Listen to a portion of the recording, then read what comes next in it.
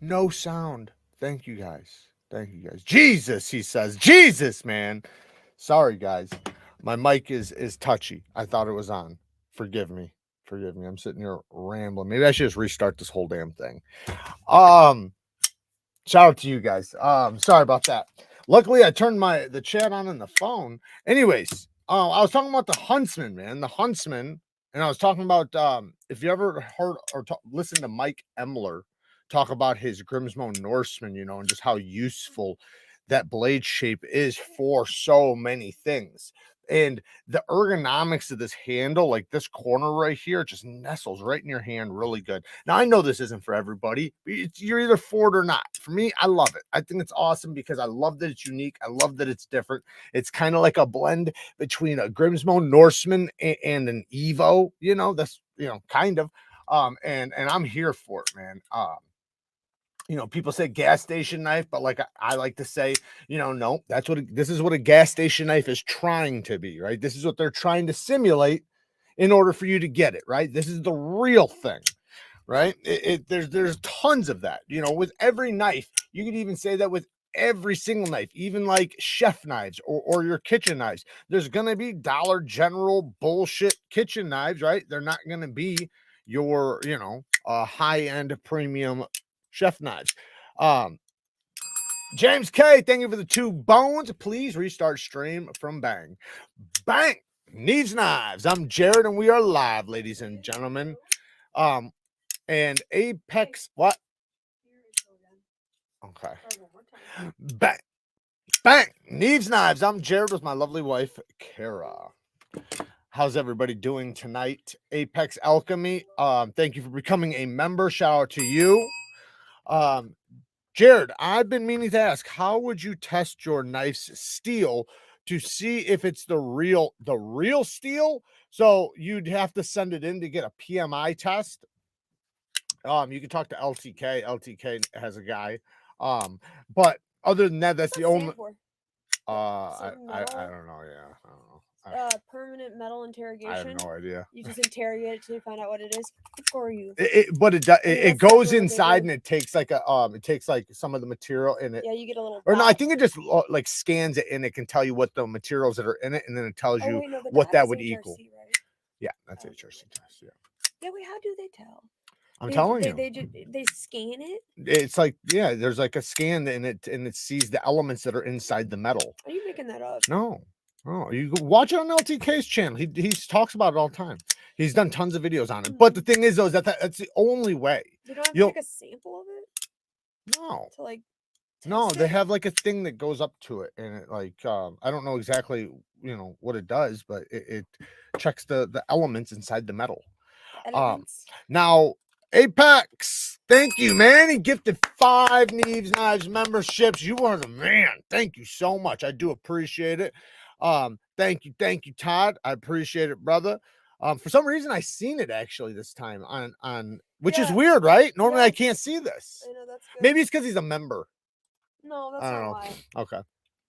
Okay, so there is some things I want to talk about here in a minute. As more people get in here, so I'll wait for a second to talk about it. But where the heck is it? So also besides the Huntsman, because I got it. The Huntsman is available right now, and it is so badass. I personally, like I said, I freaking think it's nasty cool. But if that's a little wicked for you, there always is the Doberman, and the Doberman is also a really badass knife. Now, there's the premium one, which I have right here. This is the budget one. Do you need the premium one? Not really. The budget one's really, really good. The thing is that the premium one's in titanium. Now, the titanium is like a lot heavier. Like, I don't know. Maybe they didn't mill it or something. Maybe there's steel liners in there, but it's a lot heavier than you'd even think. This one's lighter than you would think. So feeling the one versus the other one, it's like, whoa, they feel like 2 completely different knives. James K gifted 5 more memberships. Thank you, man. Holy shit. Thank you, guys. I appreciate that so much. Just tuned in. Your daughter is so cute. You're funny. You're hilarious. My missus already ordered the Huntsman. Nice. yeah, if you guys notice, I did make a community post earlier, linking it, and you can find them in my KIZER link. I don't know if I have actually KIZER link down there. I need to grab that. I'll put it in the description in a minute if it's not already down there. But I do have an actual affiliate just for KIZER's thing. I'm gonna actually grab it really quick because I actually get a decent percentage from that, which is really nice. But KIZER, man, you guys already know KIZER kills it almost always. They have seems like they're always pumping out really, really good stuff. And like sometimes you don't even know like what's coming. Like you don't even know like that it's even like nothing's coming, and then all of a sudden, bam, they drop like 7 knives, which is cool. I'm here for it. Some of them, you know, I'm not a fan of. I'll be honest. You know, like the ones that came in this batch. If you watch my full unboxing of this, there was like 3 knives that they were good. There's nothing wrong with them. But these ones stood out. These were the good ones, you know. There was one Warncliffe one. I can't remember the name. I have it sitting right over there. That was really, really good. Come on. So I'm dropping this link in really quick, guys, so you guys will see it down in the description, but I'm gonna also put it down here.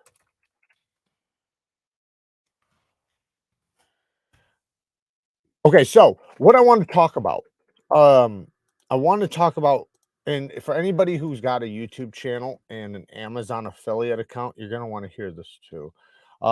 If you have one, go and check your Amazon affiliate account and look up at the you got to go to the Amazon affiliate whatever website, whatever, and it's where you see like your income and stuff, and up at the top it'll tell you have an opportunity to get like, you know, I don't, and it's only sent to certain people, so you got to check and see if you got it. You might not have it, but I got one, and basically what it does, it gives me an opportunity for a couple weeks to make even more money on Amazon. What? Okay, so you guys probably do have it, but the point is, what I'm trying to say though is that right now on Amazon, if you do use my Amazon affiliates, I don't know why I showed you this. I actually have a knife that I highly recommend we're going to talk about. But the Amazon is down there at the top of the description. Any one of those are going to be Amazons, except for the KIZER one. If you click on any of those, you can buy whatever you want. You can buy toilet paper, you can buy knives, you can buy whatever. But the point is, though, is that it will help the channel out pretty significantly, because it's like I think the revenue basically doubled. So, which is really, really nice. Now Amazon's already a small portion anyways, like compared to other like affiliates. Like it used to be good. It actually used to be like 7%. Now it's like 3. So just to give you an idea, some things are like 4, you know, 3 to 4%. There is some things that go up, but like as far as like with knives and stuff, it's usually around 3 to 4%. But as far as right now goes, it's going up like 6 to 7%, something like that. So it allows me to make a little bit more. So that's what we're going to talk about, Mike, because it's actually, this is like, man, I always talk about best budget knives, right? I got to say, this is the absolute best thing you can get for 50 bucks. The best, hands down. I can't, I've sat here and like thought about it and thought about it and thought about it. It's unbeatable. You can't beat this. This is the Olitans. Now, the Olitans is a replaceable blade in 9CR. So it has 9CR steel, comes with multiple blades and blade shapes. And it is so smooth. It's literally like a premium knife, full titanium. The clip is not titanium, but the scales are titanium. Fantastic access to the lock bar. Look at how smooth this thing is. I mean, this thing is like butter, and the detent is crispy good. It's really, really good. And then to change the blade out, you just unscrew the stud. It does have a driver thing right there. So you just unscrew that, pops right out, pops right in. It's actually solid, like really solid. Like I'm surprised how solid this is for 50 bucks. So not only are you getting a titanium frame lock with a steel lock bar insert in 9CR, you can also replace the blade. And check this out. This is another thing. This is another thing that just makes it so badass. Look at this geometry. This, I'm going to show you. Here's a CMB. Look at how thin that is. I'll show you another knife here. Look at how thin this thing is compared to other knives. Now, this is... Yes, baby. That removable blade one is really nice because it's like the first removable blade one I've ever seen that's not like box cutter. You know what I mean? Right, but it does have the other blade shapes, including a serrated blade. So like you could use that, like, but they're like full blades, right? Yeah, they're full blades. And the thing is that because it's 9CR, you can resharpen it. You know, you can literally. Yeah. I told you better do it before it's fucking gone. Yeah, but that's already been around. Well, now and since it's so thin, this is also a great blade to sharpen because it's a good steel and it's super thin behind the edge, so it's going to sharpen up really fast. It's linked down in the description if you guys want to see the actual price. I think it's like $52, something like that. The thing drops too. I know, it's like ridiculous. It's so smooth. You would not expect for $50 something because, you know, like you have to think it's really heavy. We get the steel. I'm so used to titanium that this feels so heavy to me. It is titanium. This is titanium? I said that. Yeah, it's titanium. For how much money? $50. Why is it so heavy? I said it's full titanium. No milling? No, there's no milling. Oh, okay. But that's still not heavy though. Wait, $50? Yeah, yeah. $50 for a titanium frame lock with a steel lock bar insert. You can see it right there. Yeah. No, am I allowed? Like for real? What is it? This one. Yeah. I've already shown that. This is what I have today.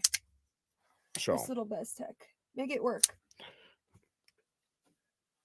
I love it. I'm not a stabby blade person, but I really like some. As you can tell, I actually really like this thing. It's so smooth. It's actually comfortable in the hand too for a tiny knife. For a small knife, this is a banger. And it really is. Living in New York, here you go.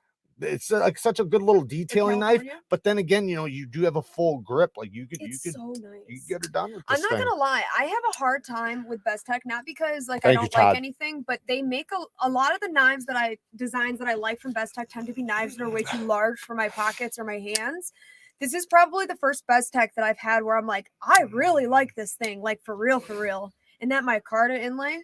It's done well, yeah. Yeah, I would love to see this with a fat carbon inlay though.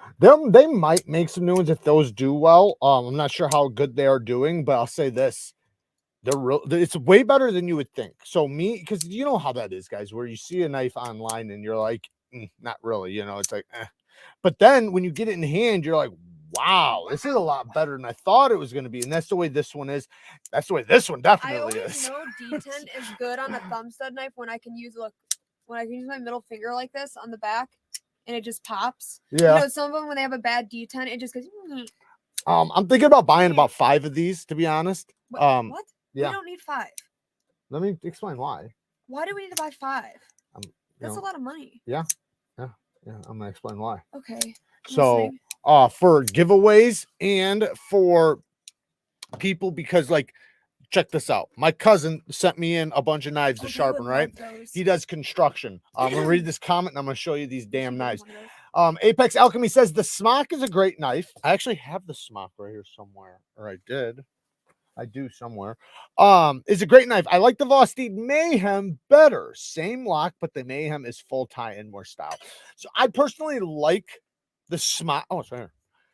I love the SMOKEY. I actually like the SMOKEY probably a little bit better, but I know what you mean. You're getting better materials. I get it. So, and basically the same lock, with a button, and the button's a really comfortable button. So yeah, there's a lot of things on that's going to be better than this, but something about this knife, man, is just like, as a user, it is such a fantastic knife. And the carbon fiber that it comes with is really good quality, in my opinion. Yeah, the SMOKEY. They're so good. Wait, now that's a SMOKEY? I thought the SMOKEY or not SMOKEY, Kapara. Yeah. He said, did he say SMOKEY? Did he say SMOKEY or Kapara? He said SMOKEY. Oh, I said Kapara. Oh, yeah. But well, I went with this one. It's I see why he said the same lock. So, but what it is though is that lock is a compression lock with just like this. This is a compression lock, but it has a button attached to it. So it's the same thing. The SMOKEY actually does attach the button. Very comparable to the Cormorant. The KIZER cormorant. If it was bigger, yeah. No, I'm not saying like don't get all specific. I know what you're saying. I know I'm what you're saying. Like but the thing, lock, like they have like the square shaped fucking lock at the top. They have all the opening mechanisms. That's what I'm just saying. Like they're comparable with their 5. I know what you're saying. Options. The Mayhem though, the Mayhem is it has the same lock, but it's the opposite side. Or is it the same? No, it's the same side. It is the same size. Hang on a second. Kendra said hi. I'm trying to get to it. Kendra, what's up, Kendra? I don't know what's. Oh, there we go. What's up, Kendra? Science. What's up? What's up? What's up? How y'all fell knife demons? I don't know. Let me scroll down. What is that knife called? It's called the Olitans. You can find it just right down in the description. Yeah. Olitans. They have a whole site, so they have other knives, not just this one. But like I said, what I was saying is that this one, I would give it to like some of my cousins that do construction. Because like, check this out. These knives are this is what some of the knives look like when they come in. So we have a SENCUT, right? That has a bent tip, wrecked edge. I mean, it's like oh yeah, look at all the chips in that edge. It is chipped up. It arrived here that way? From George, yeah. From my cousin. I thought you meant from the factory. No, I said my cousin sent them in for me to sharpen. I missed that part. Okay. So anyway, so the clip is missing a screw. I can find a screw to put it on, but it was loose, so this thing was just dangling. Dude. But anyways, the edge is wrecked. This one I might just give him a new one. I don't know, because if I have to take a screw out of another knife, I don't know. We'll see. You should just do a series where you give them shit and follow them, or like film them a couple times using it, and like use them as your hard use like testers. Because I know they have no regard for like how they're like. Well, no, they're gonna beat it. They're not gonna care. They're gonna use it. Yeah, you know what I mean. Yeah. And that's so awesome. This one actually had some of the worst edge damage I've seen in a long time. Like I already fixed it. I actually fixed it in a members live, but it did. I still got to wash it. I love that knife. But so do I. But because this knife is so damn good and has some of the best plunge grind action you could get on a knife, it has so much life to sharpen off. But yeah, this thing was chipped. The edge was like bent in certain places, but we got it all straightened out. It's looking great now.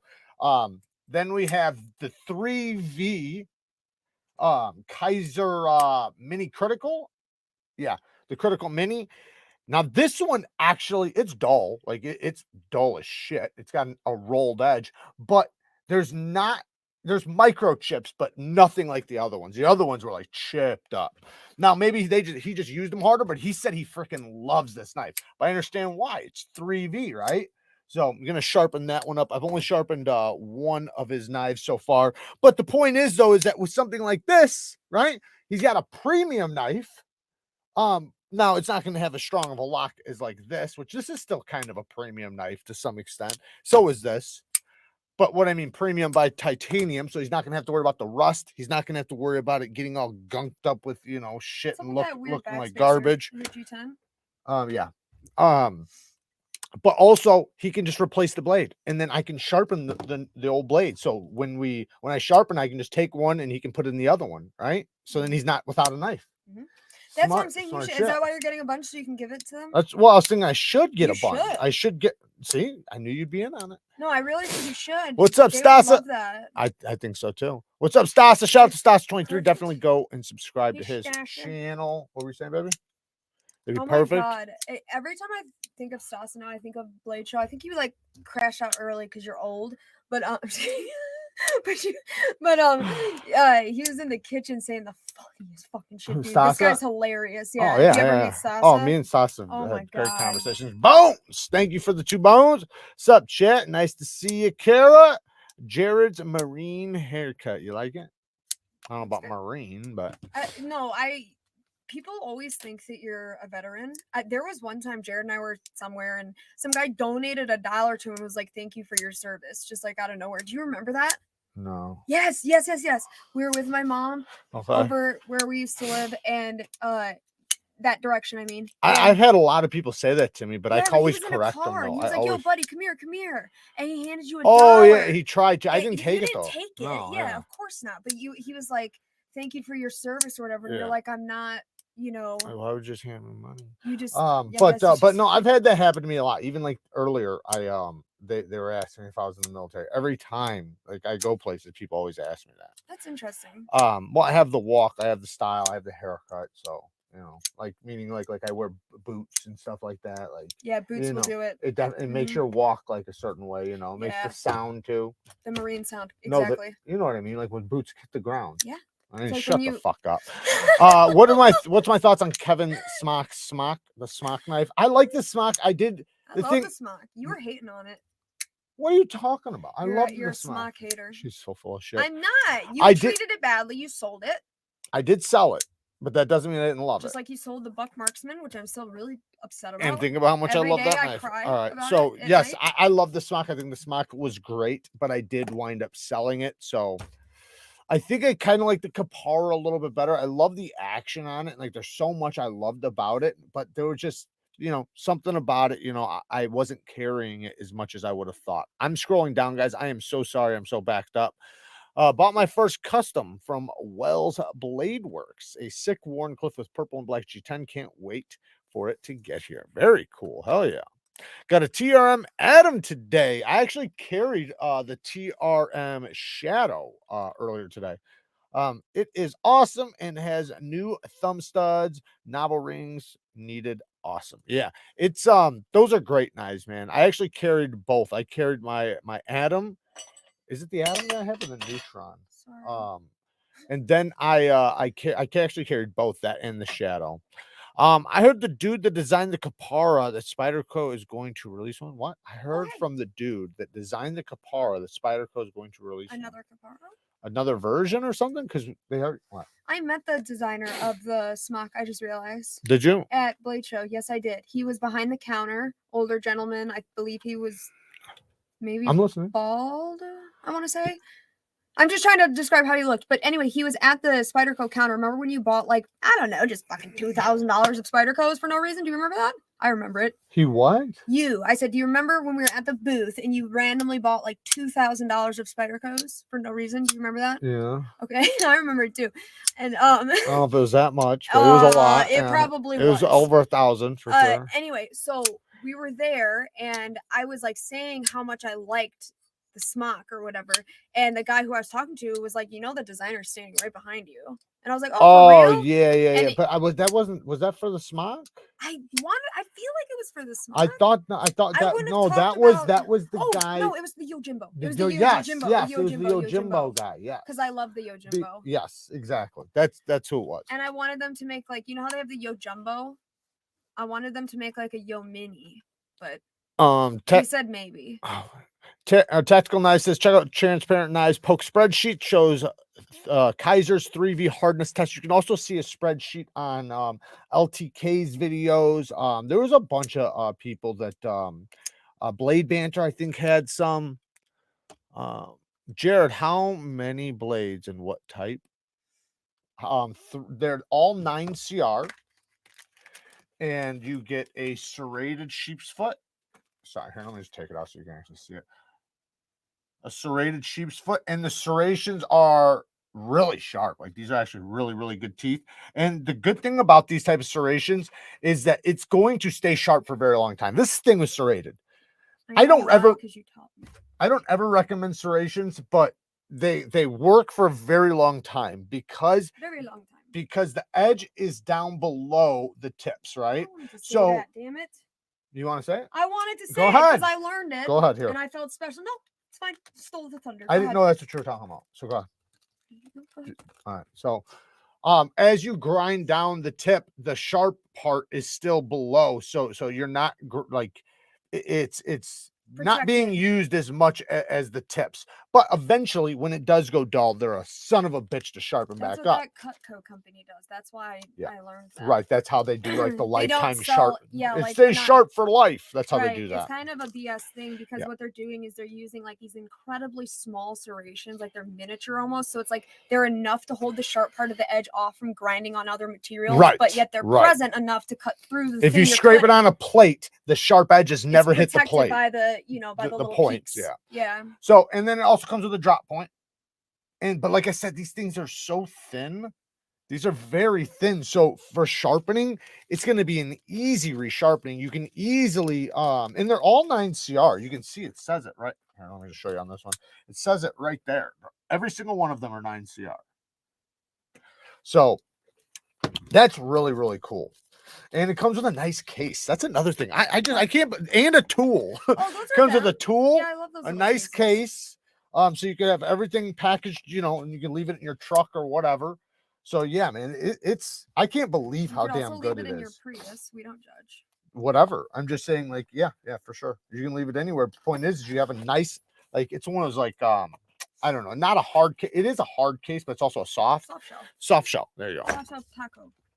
I was driving home from my friend's house, and all of a sudden, this dude flies by me going 100 miles an hour. Then, like 15 to 30 seconds later, a Texas state trooper was absolutely hauling ass. He passed me at 140. That happened to my friend the other day. I was on the phone, and a cop just went, and I had to go by. He passed me at 140? So you were going 140? No, and no, he no. Passed he passed. I know what he's saying. How would you know he was going 140 unless if you were going 140? That's my point. It was a gauge. It was just like he's just saying, or an exaggeration. Right, one of the an exaggeration, probably. You would tell the story the same way. I would not. Yes, I would not. Would. No, I just say he flew past me. Did you find out if replacement blades are available? So no, I did not. Separate? I did not. What does that mean? What's that question mean? Meaning, like when they go dull, can you buy new ones? Like just separately without the handle? I don't think so. I didn't find any.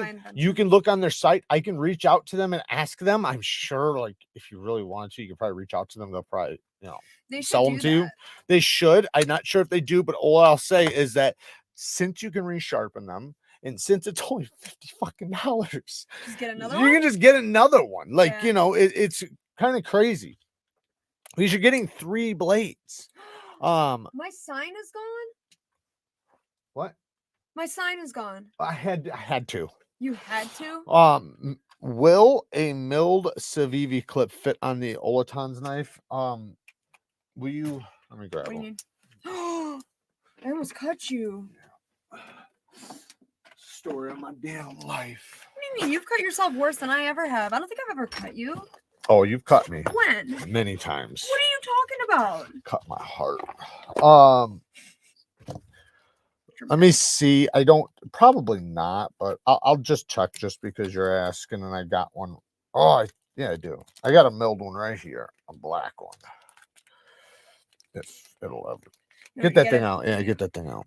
What's up, everyone? Haven't caught a live stream in a while. Glad to see y'all. Thank you for joining. I do appreciate it. Dang, I never get offered money. Do you need Oh, he's talking about because of the donations, because you're that.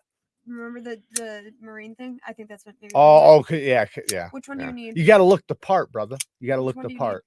You need the boots. Because you need the boots. If you had the boots, you'd clack, and then also they just that they do that. According to Jared, which one thing do you need? It's my haircut. I just need this. It's your jawline, actually. You think so? It's the chin. Oh wow, this actually might fit. This might fit.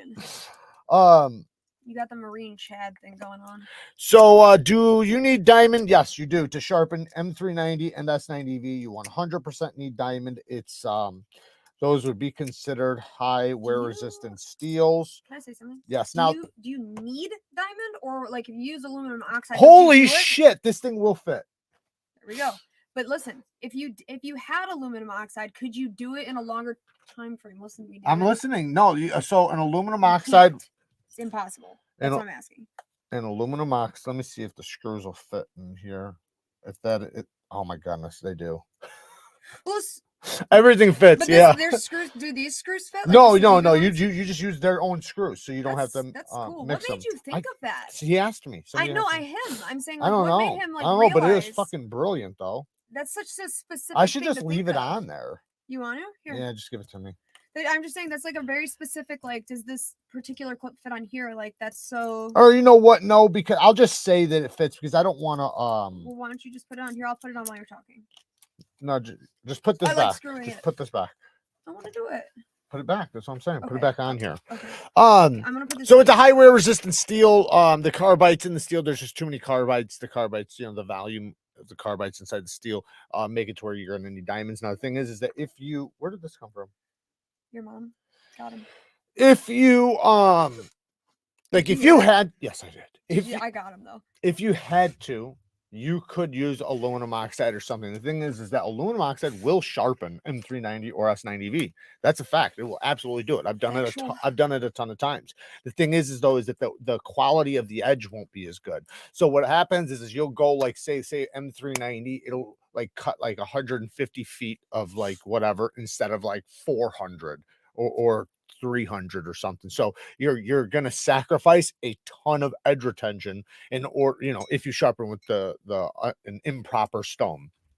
So it's better to use, and the reason why is because the carbides they don't get sharpened. So what happens is you'll sharpen the steel from around the carbides, and the carbides will kind of just bubble out. And then what eventually happens is they crack. And then when they crack, they start falling apart, and it leads to microchipping or what feels like microchipping. It's really what? It doesn't fit. It's a little off. Look, when you go to put the screws in, let me see. It locks it down in a way where like if the bottom screw is aligned, the top one is not. Let me just see. Check it out. Well, I'm trying to. But I wish we had the knife cam. Why aren't you using that? I was doing this. You use your double cam. Well, it is what it is. I'm just really. You could just trust me. That would work. It's not about that. I just do this all the time, so it's like I feel like maybe I can adjust it. You probably can mash it over, yeah. That's what I'm saying. There's ways to like flex it and stuff. So where's the other one? It looks like it's. When I did the bottom one first, I see. It's almost like it's a little tiny bit off. Yeah, I don't know if it's gonna like strip the threads. I didn't want to like force it. Yeah, no, I get it. Yeah, it's like it's a little off. It's such a cunt hair off. Yeah, that's what I was thinking too. Yeah, a cunt hair. Definitely. But you could get one screw, but that would help. Measurement, if you didn't know. You can see it's like right there. Mm-hmm. It's so close. What you could do is, man, if you had a drill, you could drill out. Is it that serious? No. I'm just saying, like, because if like that's such a small drill bit, you could just drill that through, but put the other clip back on there. So no, it won't fit perfectly. You have to you'd have to modify it. Neve came in and tested it. If you had listened to Jared, you would have been sad. Ain't that right, baby? I once bought $2,000 worth of spider codes, then had to pee, so I woke up and went to the bathroom. It wasn't $2,000; it was like $1,100. And I think it only went over that because I absolutely insisted on buying like 3 things. And shirts. No. I didn't buy a shirt. And she wanted like all these other knives. I am the Blade Show free shirt collector. If you didn't know, I acquired about 7 free shirts. You just stand there and talk to them for a while, and you're like, "Oh, I really like that shirt. You want one?" And then like after you've said, "Just take it," I'm like, "Yes." Yeah, that's not going to happen for everybody, baby. Why not? Because they don't all have a channel. I don't even think it's about that. I didn't have you around. Richard says, I think the Salt Series Spyderco knife make sense with serrations because let's face the facts, we aren't as strong in the water to push through whatever, so we were cutting easier. Yeah, that's the thing, like with a lot of boat knives, water knives that where the situation in many cases is going to have to do with twine, rope, or line. And in that case, a serrated blade does work really well. You want to get through it and tear through it as fast as possible. Serrations, those are my favorite. And you don't want the chance of it going dull. So with serrations, if you're only using it for the appropriate things, it will stay sharp for a very long time. And even when it's slightly dull, it'll still rip, tear, and cut. So if you are underwater and a rope gets wrapped around you of some sort and you need to get it off, a serrated blade is the nice way to go. I always recommend knowing how to sharpen and get a straight edge instead of serrated, because a straight edge you can resharpen and you can always make sure your edge is sharp. You don't ever have to walk out the door with a dull knife. You choose to do that. When you walk out the door with a fucking dull knife, even if you've used it like half the day or whatever, you're choosing to walk out the door with a dull knife because you can tune it up, you can hone it, you can resharpen it. And the thing is that if it was sharp when you were walking out the door, it's a small chance that what you do is going to wreck that edge that quick, unless if it's like days and days and days, right? So one day of work, as long as you're using it appropriately and not trying to cut bricks and rocks and gravel, it should stay nice and sharp. But who the hell tries to cut a brick with a knife? That's the point. Well, the point is like if you're cutting something on a brick, you know. I was just imagining somebody trying to like on a brick. Yeah, sharpening my serrated blades always takes them away. Shaking head. Don't you have to literally sit there and use a rod on every single little Yeah, bit? yeah. The best way is use a Dremel. Use a Dremel. Get the round diamond bit. Get the round diamond bit, and it's like a needle file, and turn it on and just zzz, down each one. What do you do down each one? Zzz, just like that. So adaptive cruise can actually tell you how fast the vehicle in front of you is going. Ooh. My truck has a radar on the Got bumper. him. Got me. He got me. Yeah, he did. I knew he was like. I thought he was going 140. No, I knew he was telling the truth. You were calling him out. Let me see. You're gonna get one of the new large quiet carry dress. So I looked at it and I was gonna. To be honest, I'm just gonna wait until they come back in December, because so I would if they had bearings. The fact that it has the washers, What's wrong with washers? There's nothing wrong with washers, but like with my my quiet carry waypoint, yeah, I wish that thing had bearings. And the thing is that they do such tight tolerances, which I love. I want that knife on bearings, just like I want the waypoint on bearings. And if it was, I would totally grab it right now. But I'm gonna wait till December when they come back with the next batch. This screw? No, you want me to do it? Well, the bottom one, when I went to go, you just might have to switch them. It like doesn't have any like grip. So, oh no. You see what I'm saying? No, that's just the bit. It's just the bit. Well, it's, yeah, I mean, it's in there. It's just not no, like it's the bit slipping. It's good. It's in there. Okay. All right. I'm gonna Kendra. go... What? Hold on. Wait. Okay. Kendra, that's a World War III kind of question. What'd she ask? With living in Oregon, Benchmade is right outside my back door. What are your... Why is that a World War III? I don't think... I see yeah. Okay, go ahead. First of all, sick that she lives there, right by Benchmade. Mm-hmm. That's how I found out her and her boyfriend, like, each just... They're not, like, Did you unscrew the blade? No, I didn't unscrew the blade. Okay. On my free time, I just loosen it, like I cut your brake line or something. Yeah, you did. So that when you go to anyways, keep going. Anyway, that's how I found out. Like they're not like huge like knife collectors, but I found out they each just like random as hell have a Benchmade, which is like it's like a nice brand to have if you don't have a knife collection. You know what I mean? And you wouldn't expect a random person to have a Benchmade in their pocket. And I was like so impressed. I was like, oh my god, you know, because normally when you meet, oh my god, because normally when you meet people that have like just like a knife, you know, it's gonna be a straight Kershaw like steel CRKT. You know, 440C or something like that, you know, and they're gonna come out and they're gonna be like, check this out. And they open it and you're like, nice $7 knife. Paraframe. I like how you can see right through it. The paraframe, you can see your enemies right through it. If it's not an MTech, it's a paraframe. Yeah, so I was like, okay, yeah, and oh my god, dude, the amount of times somebody has been like, I got this nice ass knife, and they send me a picture of like one of the gas station knives that looks like the oil spill color, like the rainbow oil spill. Yeah. And it's trying to look like Damascus. The whole blade. Yeah. And the whole thing is just puked rainbow. And they're like, look at this. And I'm like, that's so cool. Sweet. I'm always nice because at the end of the day, whether or not I like the knife or not, I don't want someone to not like a knife because I've now made fun of it. Oh no, I'll always. It's cool. Like sometimes people will send me things on Instagram and they ask me about it and I'm honest with them. But if somebody pulls something like that out of their pocket, I'm gonna be so friendly about it. It's different if they're just trying to relate with you. I'm gonna be super friendly because you're not asking like, is my knife good? You're just like, hey, I have a knife. You know what I mean? And like that's cool to me. I don't care what kind it is. When someone is actually asking though, like, what do you like? Is this one good? Because they don't know. Then I'm gonna be honest. Like, listen, you know, like. Whatever, you can spend that same amount of money and get, you know, a D2 G10 combo of something maybe from fucking Ganzo or somewhere else where you're going to get something that's actually worth it. You know what I mean? For the same amount of money.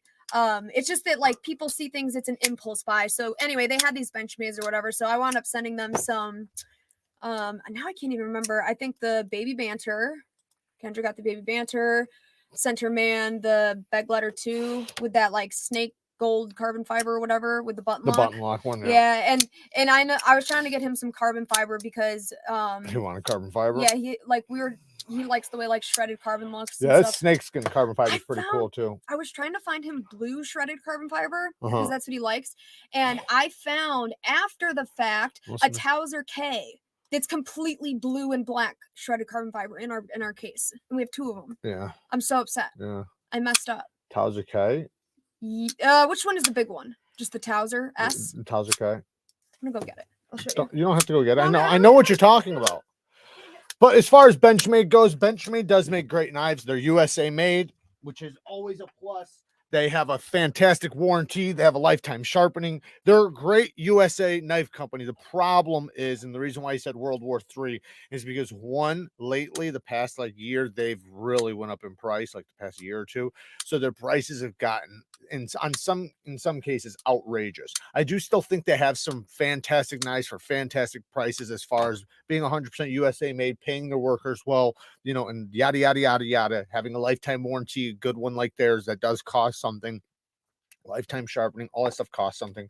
So some of the knives I understand, but some of them are like, ooh, that just, but you don't have to buy them, right? You don't have to buy them. So, but the thing is though, is that the next thing is that some of their steels are really well done and some of them are on the softer side. So, you know, which, you know, is what it is. But that's the thing is that, you know, you are paying a lot more for something you can get from even other USA companies, in many cases, a lot less.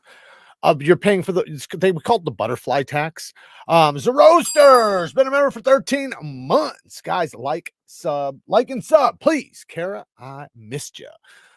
Thank you, Zeroaster, for being a member and all the support. And like I was saying the other day in a video, I said that. No, I didn't. The S is small. That means small. If you guys do want to support, the number one way you can support is after you watch a video, watch another video. The reason why is because it boosts you up in the algorithm. It's the number one metric to tell YouTube that your videos are good. So if there is a video that you do like and you do support the channel and you want to support, maybe you can't use the links, you know, or buy my knife design or anything like that, you could just watch another video, which will massively help the channel. And I do appreciate it. And like I was saying earlier, for anybody who's jumping in late, the Amazon links right now, I have a couple weeks where I'm actually earning a little bit more than I normally would. So if you guys are going to get anything off of Amazon, use my Amazon link. I have it down there in the description right now. I have a bunch of things linked from Amazon down there. So, you know, because, you know, everybody buys stuff off of Amazon. Shit, I buy stuff every single day off of Amazon because I have to order stuff, you know, whether it's a screwdriver or, you know, like the other day I bought a bunch of washers, a bunch of rubber gaskets.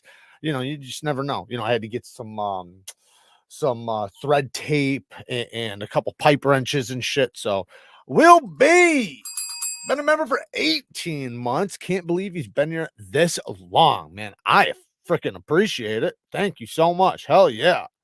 And yes, the TKELL Knives FLN is in action right now. I am still waiting for my production version. I have one actually on the way, probably to right now or tomorrow. The thing is, though, is that it's not like it's done. Everything's done on it, but I'm not going to have the one without the ring. I'll only have the one with the ring. So I'm going to be able to make some videos, you know, cutting some stuff up. And then, you know, be able to talk about it a little bit more. But after a couple weeks, I'll have both versions, and then I'll be able to make an even better video. I did somewhat fix the knife that I've been trying to fix for a while for the liver, for the ballistics liver. Mostly fixed it. It's not 100%. It's about 90%. So we'll see if I can finish that video. If I can't finish that video, we'll just use that damn liver for the FLN. Yo, Jared and the Bang Gang. By the way, Jared, my Benchmade mini barrage has a little play, all directions. How should I go about fixing it? Send it in to them. They have lifetime warranty. They'll fix it.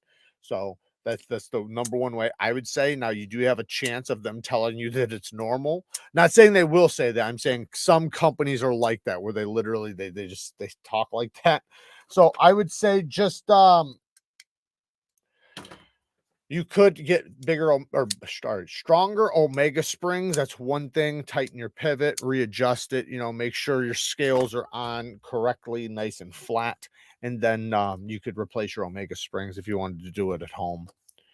But send it in. They'll probably just tune it up for you. My brother, I put scales on a SMOKEY and now it rattles when closed. Open, nothing, any advice? I think it's a stop pin. Yes. Congrats on the knife you have coming. Thanks, Tim. Yes, it's most likely a stop pin. And all you have to do is drip some oil in there. So go, like when you, sometimes there's a pin down here and sometimes there's a pin up here, but find the pin, drip a little bit of oil in there, and then shake it again and see if it gets better or if it still does it. If it still does it, then it's something else. But if you hear it like kind of get better, then that's what it is. And then you can, you know, if the oil doesn't work, you can throw a little bit of grease in there, something like that. Just something to stop it from rattling. When you talk about the new QC drift large earlier, I came in late, just curious. Yeah, we were talking about it earlier. I said that I can find it. It's okay. I just saw it earlier, but it looks like this. The Towser K and blue fat carbon fiber. I think cooler, it's though. blue storm or something like that. Okay, so the Towser one was just shredded blue though, and the blue is deeper than that. I get so annoyed when I find a thing and then like I know I found the thing and it was only hours earlier and now it's just gone. Yeah. This is like a Benchmade bug out killer. I hate to say it, you know, because I love Benchmade and, you know, everything, but these things are so damn good. Like they had perfected the crossbar lock. And with Benchmade, I love Benchmade and I love that they do have the access lock. I love how strong it is. There's so many great things, but man, you know, like with any company, you like to see them innovate, you know, or sorry, tune things better, right? Like just because you have something and it works doesn't mean you can't make it better. And man, they have all the opportunity to make a good detent on a crossbar locker to figure out where they could go do it better. And these guys did it for them. So and that sucks for them because it's like they have all the fucking opportunity to do it themselves. Can I have this here? Yeah. Okay, well, I reached over on the table and normally I accidentally grab things that you can't. When did we get these scales though? A few weeks ago. Got it. Okay, these are really amazing. Original goat. Yes, original goat. Link down in the description. But the quiet carry drift, yeah, I think it's awesome. I want one, but I just wish it was on bearings. That's my biggest gripe with it. I want to see their knives on bearings. I have some of their knives on bearings. They have phenomenal action. So having some of their knives on washers and some of their knives on bearings, to me, it's like, why are you even using washers? I understand why some people would want washers, but the bearings, they're not going to be, you know, they're not going to rust. And in many cases, bearings are even better than washers. You know, like you guys, if you guys watch that video where I showed that video where Nero Knives took multiple knives with all different types of pivot systems, put them in a bunch of dirt and mud and shit and got them all messed up, and the bearings did the second best, second to Teflon. So Teflon washers did the best, ceramic bearings did second, and then Foster bronze washers did third. Hey, question or three things. Go ahead. Number one, Curtis mentioned that they're making the micro Jimbo, and you're correct. I think that's actually why I started talking about the Yojimbo, because I was hella excited about that. It all just came back to me because they had the prototypes in the case at Blade Show. So thank you for reminding me they are making the mini one, or already have. Second thing, speaking of drift, I'm going to drift the hell out of here in just a second. You're leaving? I am, yes. Number three, can I please have my Devo knife now? No. Why? Because you're leaving. But you said. If you weren't leaving. Shout out to Devo Knives. This is such a badass knife. The Devo pin. I like to call it the nip because I like to fuck with Kevin. Nip, just backwards, pin backwards. Like a nipple? Yeah, like a nipple, but it's called the pin. That's the real name. The nippy. Anyways, deep hollow. Look at that hollow ground. Deep hollow ground S90V blade. It does come in full titanium, and then the carbon fiber. Like the titanium ones I think are White Mountain Knives exclusives, but this thing is so fidgety. I find myself literally going like this. Where the heck is? I'll have this thing in one hand from Bones Jones, and this thing in the other. I found myself sitting here flicking both of them the did other you day. just have a cup This holder? thing is so fidgety. I do still have it. Where is it? In the thing out there, I No, think. it's not. You don't. You You got don't it? have a You clue took it? where it You is. took it? Maybe. Okay, well then I guess you got it. Hey, I would have one more Oh thing. shit! I meant to read that. Sweetheart. What? I had one more thing. Go on. Okay, so you know how like you complain about stuff? Mhm. Okay, do you remember that episode of Family Guy? Listen to me.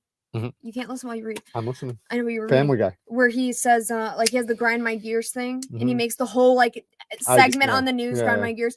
You should make a channel called Neeves Peeves, like pet peeves, Mhm.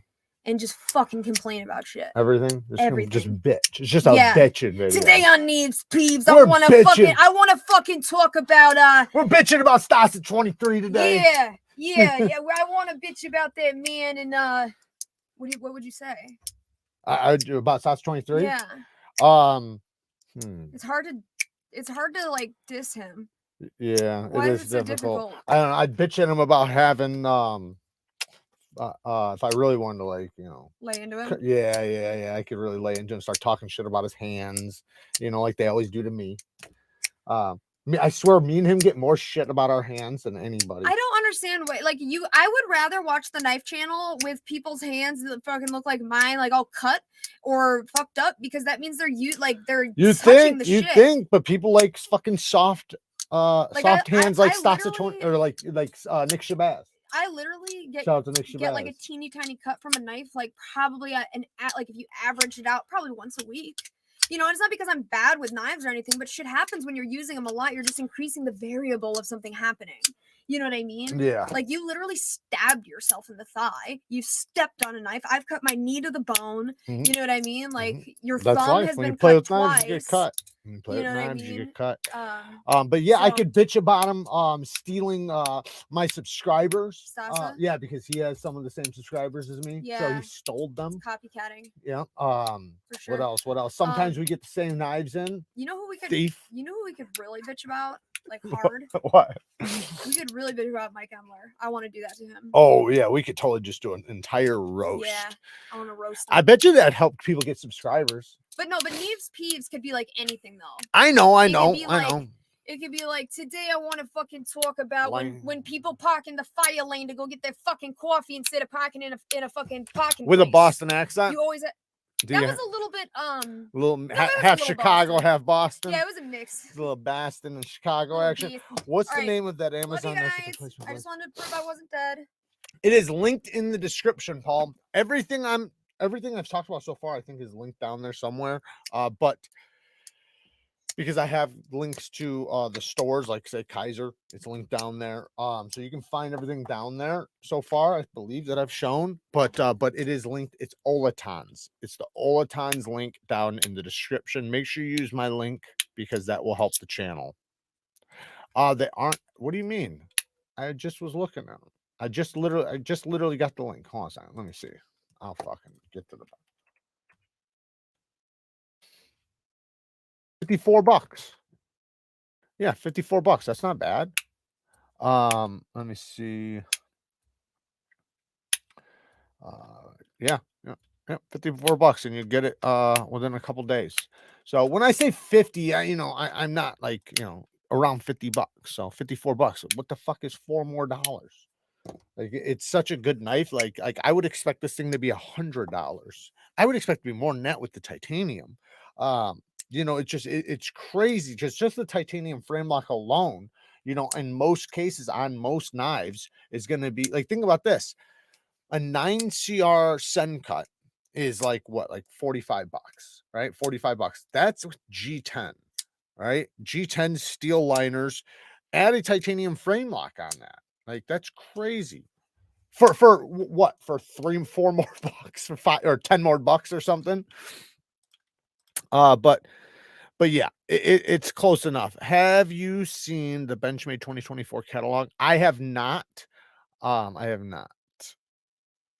I don't think I have. Just pre-ordered the FLN from my wife. She said, awesome work on the design. Woo! Thank you, man. I appreciate it. And shout out to your lovely wife. Sounds like you got a good one, especially if she's carrying the damn felon on her. No, that's awesome, man. I do appreciate it. And I'm telling you, man, this thing, it is nasty cool, man. I can't wait to get the sharpened one. Man, I want to put some work in with this thing. And the difference is this will be chopped right here. So one, you have a little bit more space right there, but two, it'll be better for sharpening.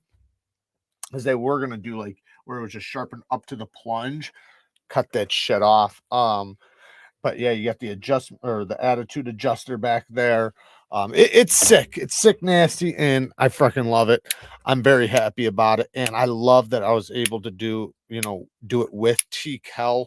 And the thing is that because TKELL designed the handle, because I designed for the front part, he designed the back part basically, and because he already has this handle design, you can get the scales. Like he has all different types of scales for that model that you can get. Jared, you know what really grinds my gears? Mike Jernak is a new member. Shout out to Mike Jernak, dude. I appreciate it. Rest in peace to Shabazz. Why? Thank you, Mike. I appreciate all the support, brother. Shout out to John Evans in the house. Definitely go and subscribe to his channel. If you do the math, it took him 2 seconds to travel 400 foot, which of my math is correct. It's 130, 100. Okay. All right. I believe you. I'm not doubting what you're saying. Stas's hands look like they've been through war. Neve's hands look like you accidentally cut yourself. Most of the scars on my hands are from construction. I don't even think you can really see any scars from me cutting myself. The stab in my hand, you can barely see. The stab, the cut on my thumb is pretty much healed up. Everything else, like that's, I mean, I have accidental cuts, but they're from not like from pocket knives. Like that right there across my pointer finger, that's from glass. I was we had all these aluminum windows and we had to break all the glass out of them and then scrap the aluminum. And when we were breaking the glass out, because we replaced all these windows in this entire project, and in order to get back some of the money, a lot of times you take some of the materials and recycle them, and that gives you a little bit more money for the job. And there was a lot of aluminum with this stuff, and aluminum was up at the time. So the glass, I was pulling a piece that was stuck on one side. Like if you have a square and you break through it, there's a piece stuck at the top, and I was pulling it down. There was still a piece stuck at the bottom. So when I pulled it down, it fucking came out hard, bam, right onto the other side, cut me damn near to the bone. Oh wait, sorry, that was this one. I'm sorry, that was this one. This one was from a machete. I was chopping wood, or a chopper. I don't know. It was like some type of big buoy. I was chopping wood for fire in my house, and I had been doing it for I don't know, maybe not weeks, but it was like 4 or 5 days, maybe even like a week in a row. So like it was just like a natural thing. And if I let the fire go out, I would have fucking died because there was no heat, no nothing. So like in order to survive, I had to keep this fire going. So I'd have to wake up all night long, every hour. I'd have to sleep next to the fireplace, and like every hour I'd have to wake up. And I had a room actually behind the fireplace, so it'd warm up that room. And I'd wake up in the middle of the night and I'd chop wood. And I went to chop a piece and it hit the wood and it skipped off. It skipped off and like just cut like a little corner of it. It went right down to my hand and cut me to the bone. So and I guess that's still accidental knife. Suggestions, you two as okay. Suggestions, you two as Agorn and Arwen from Lord of the Rings for Halloween. You two would be dead ringers for those two. I have no idea even who that is.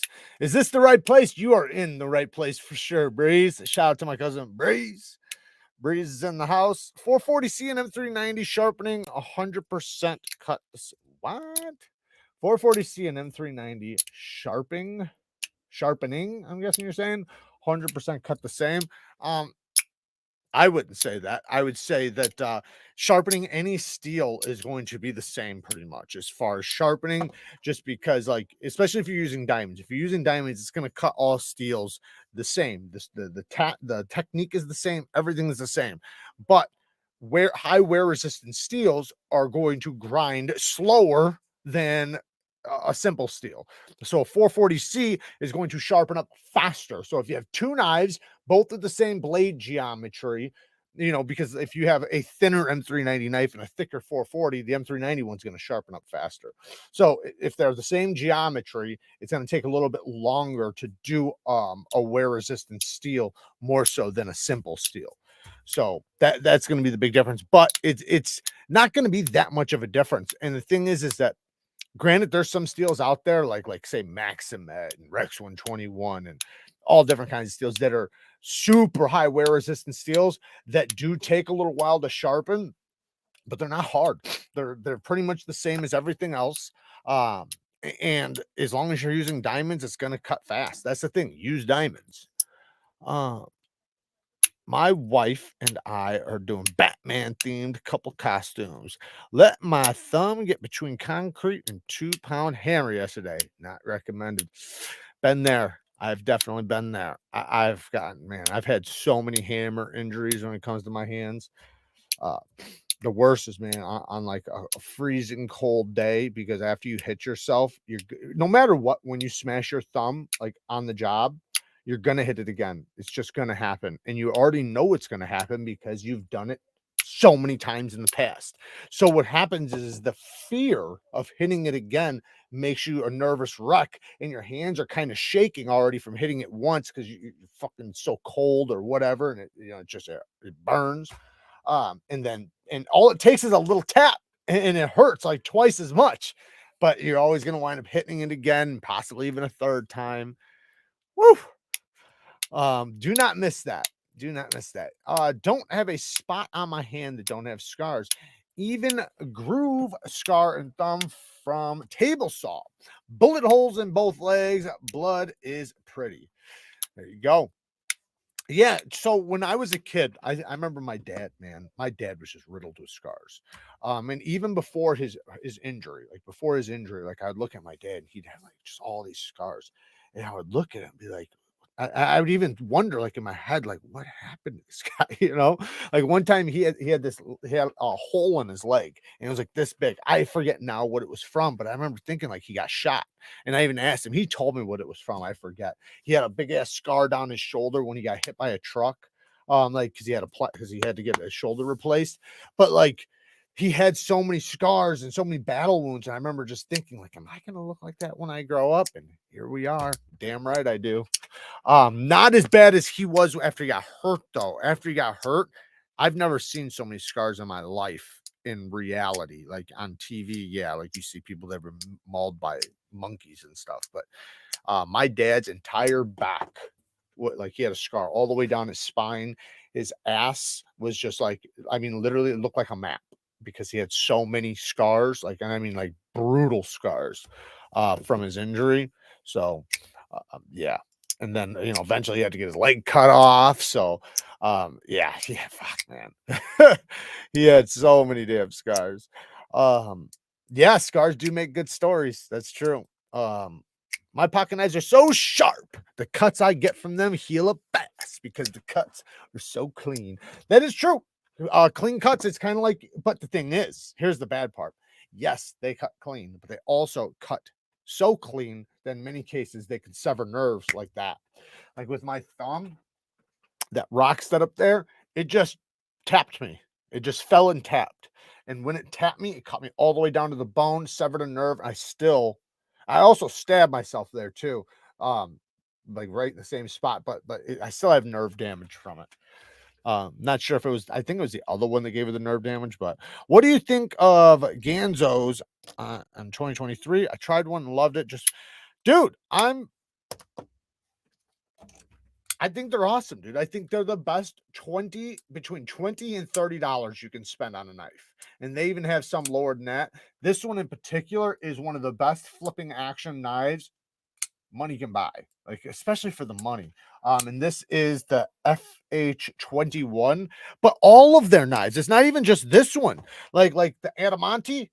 This thing is phenomenal. This one's a little bit more money because there is a designer involved with this one, but it's got the wave feature. So you can wave it out of your pocket, which works great. And this is a wave that actually is very, very functional while having a super comfortable flipper tab. Very, very ergonomic. What else do I have here? I have another Ganzo right here. This is a solid one. It actually comes with a thumb disc that you can put inside this hole, or you can take it out so you can get the reverse flick. But the thumb disc, it's like it's just like a thumb stud that has like a stair step effect on it. But yeah, man, Ganzo's the shit, especially for the price, man. And like, look at this action. Like, these things are so smooth. You can hear that detent too. This thing kicks, man. The FH41 is really good. They have a bunch of them that are really good. The FH11, the FH13 and 12 is like complete guillotine action. Like they just like they're frame locks, and they are so crazy smooth. My new Kunwu Pulsar took the tip clean off a finger on a random fidget. Scary sharp factory edge. Yep. Yeah, they'll I've definitely had the tips cut off. Pro tip number 7, join Neevesknives on Patreon, win really cool knives every month. Very true. Very, very true. We actually just got done giving away the last one. Makuso, we finally got his address, so we got his Liang Ma sent to him. We gave away a lot of money in knives last month. We had to do another one soon. Just came across the new Medford front flipper. Are you serious? I haven't seen that. It looks pretty good aside from the edge termination. A sharpening tool will fix that. Yeah, I don't know why. It's weird because in that one video where he was talking to his team about something they did wrong on somebody's knife, he talked about edge termination and how it needs to be moved up forward. But most of his knives have that issue. So it's not like it was just that knife. So it was mind-boggling to me. Like, why doesn't he just change that? Like, maybe it's because they are grinding them by hand, and I do understand, like, you know, or maybe my understanding is just not as good. But I watch other people that grind by hand, that do it just fine. All he has to do is take the belt, the round part of the belt, and go in right there as a circle and cut out basically a circle like this with the belt, and then grind it. Anyways, that would be best. It's called the Medford Antic. I'm looking it up.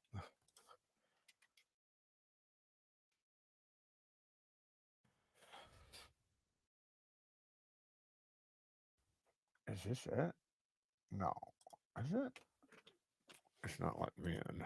All right, let me check a different thing. That says 2021.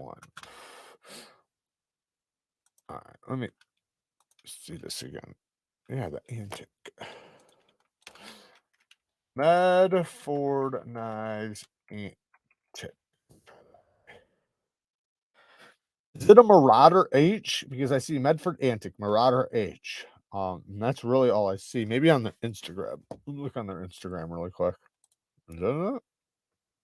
Is that it? No, that can't be it because that's not a front flipper. Yeah, I can't seem to find it. Somebody send me a link to my Instagram right now. Just send me a link to my Instagram and I'll pull it up. Any experience with Tormek? Just picked one up, cheap, but haven't ran it yet. I mean, Tormeks are Tormeks. You know, they're good for what they are. I'd say if you're trying to sharpen, like, so Cedar Canada, Pete from Cedar Canada, he has one, and he used to sharpen some of his knives that way. It's good. It's going to sharpen up your knife. You're going to get a good edge, but it's not going to be the same quality of an edge that a stone's going to give you. Granted, the wheel is a stone, but I'm just saying, like, from freehand or a fixed angled system, it's going to give you a way better quality edge. But there's a great place for those, just like the Worksharp belt sharpener or any other belt sharpener. There's a great place for them. Large fixed blades, choppers, machetes, things like that, lawnmower blades, you know, things that are thick, robust, and would take like and a crazy amount of time to sharpen on a stone, just do it on those, because those are for impact. So you're not looking for high edge retention, right? So stone sharpening, you're looking for edge retention, right? That's what you're going to get out of it. With a belt or with a convex edge or with a tormek edge or something like that, you can put a tough edge on there and still have good edge retention. It's just not going to have the edge retention of like a stone, but still, yeah, it's good. Jared, have you ever killed someone? If so, why? If I did, I definitely wouldn't be saying it, unless it was like public knowledge. But no, I have never killed anybody. I love my Medford, not that I know of. Nesferatu, smooth like a butter. Pro tip number 11: hit the subscribe button and stay up on all the new releases. That includes designs by Jared Neve himself. Yes, yes, sir. Thank you, Terrence. You just sharpened my Predator T. I don't know. And definitely hand sharpened angles were different from each other. Oh, you're talking about Medford. And definitely hand sharpened. Yeah. They do the edges, they do everything by hand on belts and stuff. So, yeah, they're going to be a little more inconsistent. Now, there is people can get them perfect, but it's never going to be as perfect as like a freehand edge on a stone or a fixed angle system edge on a stone. Doing a belt, the belts go, even if they're a slow belt, it's still going so fast. Like on a stone, if you start to make a mistake, you can adjust right away and stop making that mistake. On a belt, once you make the mistake, it's kind of done. Now you can either keep grinding, to fix it, whatever. So you can get it out, maybe not. Like Sam McDonald's. Thank you, man. I appreciate you becoming a member. Shout out to Sam. 154 cm will sharpen easier. S35 will hold an edge better. So S35 and 154 cm are really close in edge retention. I would say you're getting about 8% edge retention better, maybe even 10%. It does all determine. So there's a lot of factors, and we'll talk about them. But yes, 154 cm does sharpen a bit easier than S35 EM, but S35 still sharpens up very easily. They're both similar in that they both do well at it with a medium grit edge. So if you're going to sharpen it up, I recommend a medium grit edge on both of those steels. But yes, 154 cm sharpens up really, really easy. In CPM, 154 sharpens up really, really easy as well. I personally like S30V a little bit more than S35VN, but that's just me. But yeah, both steels are great though. I love S35VN, and I like that companies can heat treat it well. Now, the reason why, like, you can have like a 154 cm that has better edge retention than S35, because there is a lot of factors, right? So we have to name all the factors. One, obviously the steel, but the next part is going to be the quality of the heat treat, right? And then the HRC, right? So if one has a softer HRC and one has a harder HRC, obviously it's going to be a little bit closer. Now, the biggest factor is blade geometry, blade and edge geometry. So you can take a knife, the same exact steel, same heat treat, same HRC, same everything, and put thick geometry on it, and you're going to find it has lower edge retention than, say, if it would have been done very, very thin, like 14C 28N. 14C, with thick geometry, you're looking at like 160, 170 feet of cardboard or something like that. Once you put it on thin geometry, you're talking about 220, 230, 240 feet of cardboard. Massive difference. Same company, same everything, just from blade geometry. And then also like lowering back the edge angle. If you have a sharpened edge at 20 degrees per side versus 15 degrees per side, 15 degrees per side is going to do better. So all these factors play a part. Like you can have 154 cm that will outcut S35 with the right things, if the S35 has the wrong things. What would good EDC fixed blade? What's a good EDC fixed blade you can scout carry?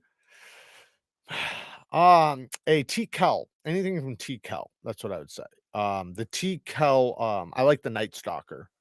And I also like my knife design, which you could scout carry the FLN, either one. But this is more of a EDC / self-defense knife. If you're looking for just like a regular knife, check out TKELL. There's a lot of SE. You can check out SE. SE's got some stuff. Tops has got a lot of stuff. So a mirror edge is not as sharp as an edge with micro serrations. No, so a mirror edge does have micro serrations. So a mirror edge is basically what it is the teeth on the edge of a mirror polished edge is very micro. They're much smaller. Think about like the difference between on a saw blade, right? There's a big teeth on a saw blade for like wood, and then there's fine teeth on a saw blade for like metal or aluminum. A polished edge is more like that, where it's very fine teeth. They're smaller, they're more closer together. A toothy edge is more like, big serrations where the teeth are spread apart a little bit more and they're bigger. They're just bigger teeth, basically. So bigger teeth mean a bigger gap between the teeth. So that's basically what it is. A mirror edge has the potential to be sharper than a toothy edge if the edge angle is different. So edge angle is a huge factor in sharpness. Like say you can take a polished edge at 25 degrees per side and it's probably going to be slick. You're probably not even going to have no bite. But you take that same blade, same everything, and lower it down to 15 degrees per side, it's going to be hair whittling. Like you just barely touch it, it'll split your skin. So it depends on the angle. But there are some steels that just don't do well with a polished edge. And then there's some steels that do phenomenal with a polished edge. It just depends on the steel. And then also the heat treatment, because there's some steels that do well with a polished edge as long as the heat treatment's good. And then there's some that don't, or the same steel doesn't if it's got a poor quality heat treatment. Jared, the CJRB Krag, an ARPM 9 carbon fiber is $31.99 on Amazon right now. I'm going to buy it. How do I buy it? Through your link? Just go down into the description. If you go into the description, you will see it says Amazon Knives. Just go to Amazon Knives and type the name of the knife in. Any one of those links at the top, besides KIZER Knives, will take you to Amazon, and you can just purchase whatever you want. You don't have to buy what the link is. Those are just a way to get there. Thank you, though. I do appreciate it, man. Thank you so much. Which companies and knives have MagnaCut blades 63 to 65? Tactile 63 to 64. ProTech 63 to 64. Chris Reeves 64 65. I heard Medford is doing it now, but his are very limited. Spyderco's I think is 62 63, but they do a really good job, and I was really happy. I think they did really good. So I think it's more of 63. Who else? Hogue is doing it 63 64. Nobody's really doing it at 65 except for I think Chris Reeves and maybe there's an outlier, and then like Transparent Knives. Yeah, the Sea Snake is another one, and you can get the Sea Snake down in the description right now in the Amazon link. Yes, the Artisan Sea Snake is a great one for scout carry. It's a small, compact Wharncliffe blade that's really, really slicey. Yeah, the Tormek and any type of belt grinder is going to be really good at fixing damaged knives. If you have broken tips and things like that, because like say if the tip of this was broken, instead of sharpening all this steel off and making the knife shorter, I would just grind it from the the top.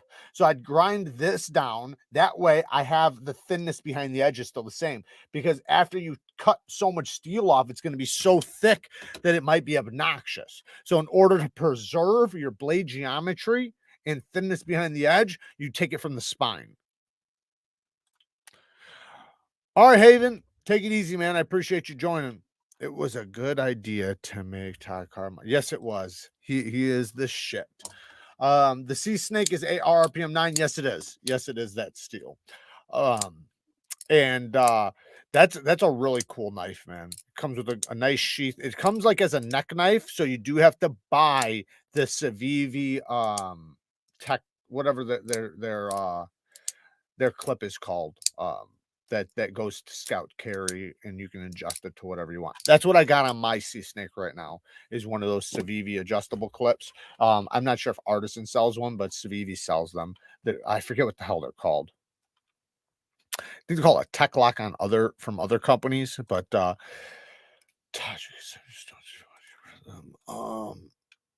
But yeah, awesome knife though.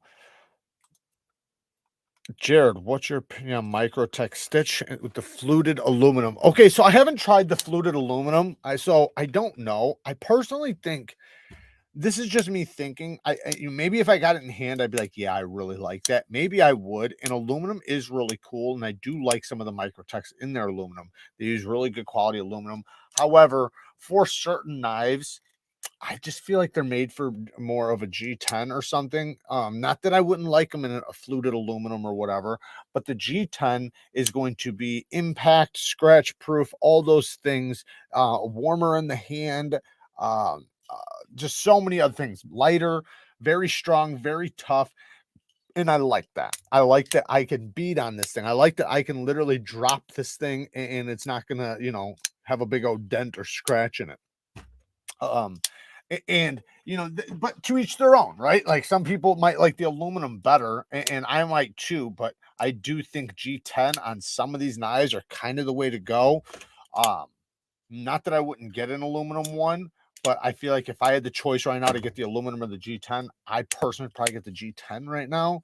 But that's because I'm looking at this knife as a user. Like, so it depends on how you're looking at it. If you're looking at it as like a safe queen, the aluminum will probably be better. But if you're looking at it as something that you're gonna, be tossing around and really putting some work onto, then the G10 just might be a little bit better as, like I said, impact proof, shock proof, stuff like that, or resistant, I should say, not proof.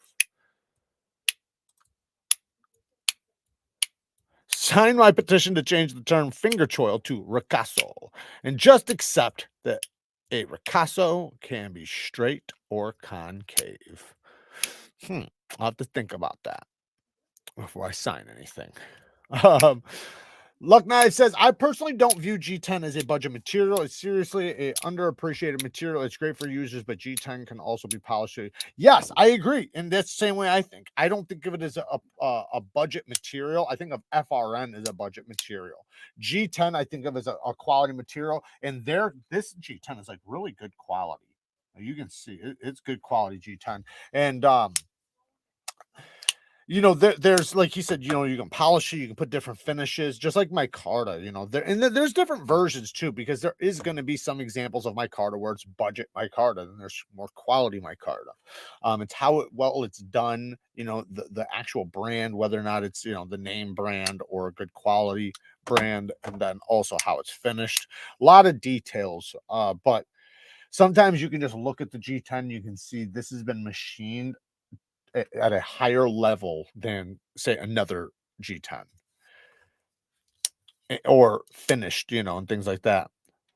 I did throw a buffing wheel with a stropping compound on my grinder, as it has variable speed setting. Does a great job on my carving stuff. Yeah, I bet it does. And this, they're a good tool to have, man. I mean, I have my fucking adult grinder I use. It's a work sharp one. I have that other big one, but I don't have it set up. Would you want the VOSTEED Nightshade XL in a crossbar lock, thumb studs, or thumb hole version? What steel? I would prefer it for 14C personally, and I would take a crossbar lock or a liner lock. It doesn't matter.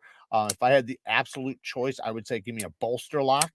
Give me a bolster lock with that beautiful micarta that the original one had, with 14C. That's what I would take if it was me. Fun fact, G10 was originally made for motherboards, not daddy boards. Ecotech says, would you, I read that one. How did it jump? American Blade Works MagnaCut is 63. Yeah, American Blade Works is another one. I forgot to mention them. Yes, they are too.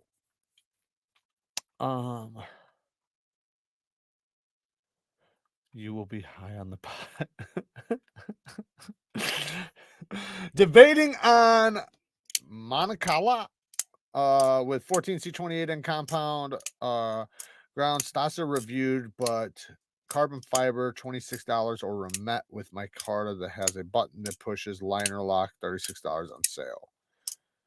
I don't know. I would say, man, I know you're looking at 26 to 36 bucks. I'll say spend a few more dollars and just get the Olitans. Just get the Olitans.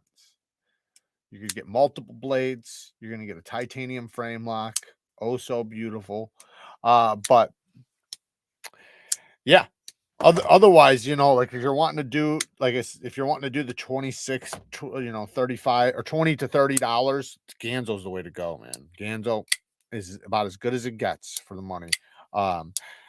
I know there's going to be some examples of some knives that are also really good. Like you can find them with carbon fiber and stuff. The best carbon fiber knife I ever found for like $50 was the Kubi Eris, and it's discontinued now. But that was a motherfucker when it came out.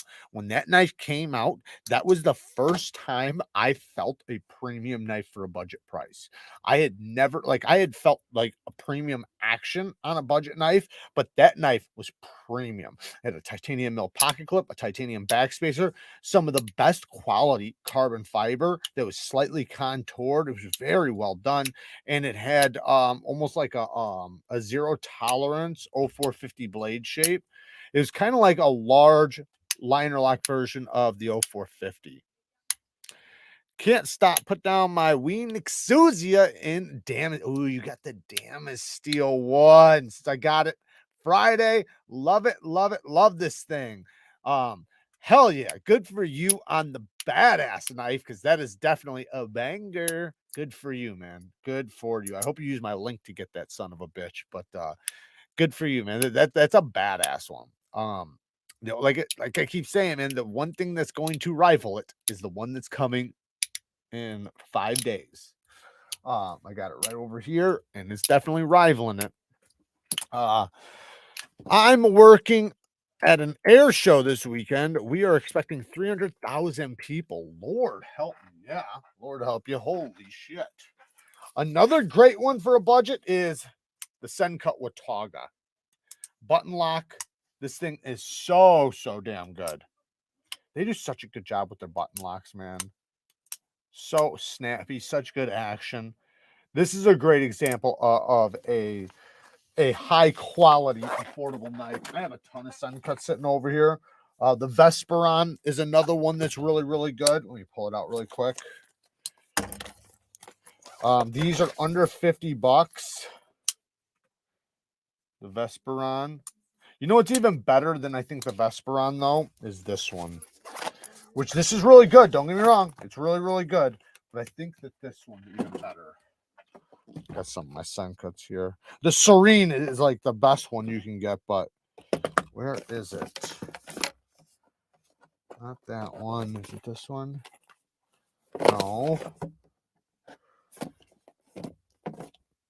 There it is. The Slashkin. The Slashkin, man. This thing has a nice hollow grind. And this flipper tab is so high. Ooh, it thing cranks out there. Nice deep hollow ground. Drop point. You see that action? Look at that. Just watch this. This thing's stupid smooth. Get your finger out of the way, and multiple deployments. My one complaint is I wish it had better lock bar access, but it's not like unbearable. I just wish it had better.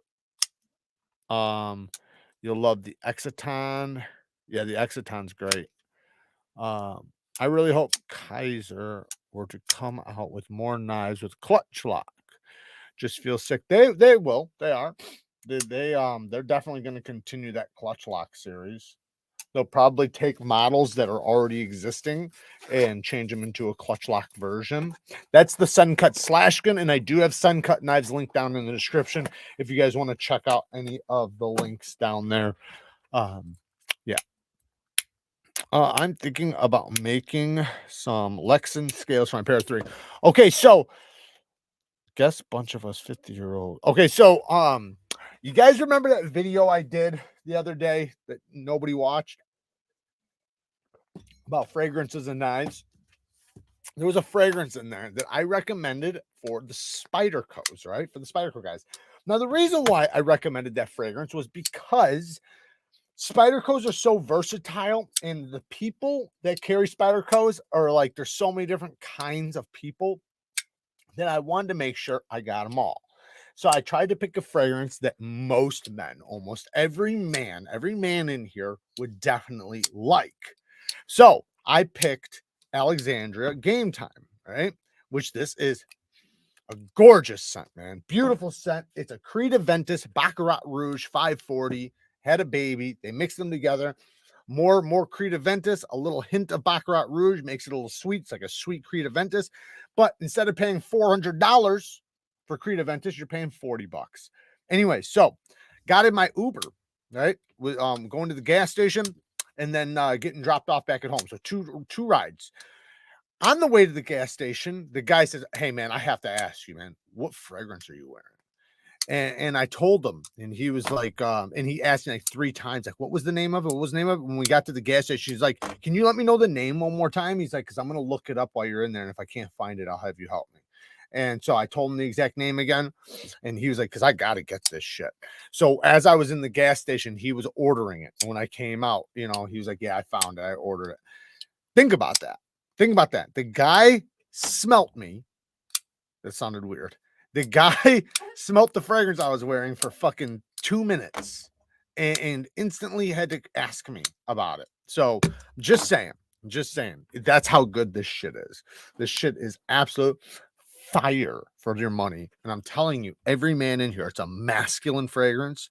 And it has like this semi-sweetness to it that really makes it stand out, but not like not like a feminine sweetness, a masculine one. It's really good. It's not spicy, so you don't you know, some people like spicy fragrances, some people don't. This one doesn't have much spice. It's just an absolute beautiful fragrance. Very, like I said, very masculine. Every man in here could wear it and would like it. Yes, I have a link down in the description. It's at the top of the description. It's called Alexandria Game Time. You can find it down in the description. You can't find it any cheaper. That's the cheapest link you can find it. Even if you go to their site, it's the same price. So use my link. And I promise you, thank you, Todd. There it is right there. Game Time, Alexandria Game Time. I'm telling you guys, trust me on this one. Just trust me.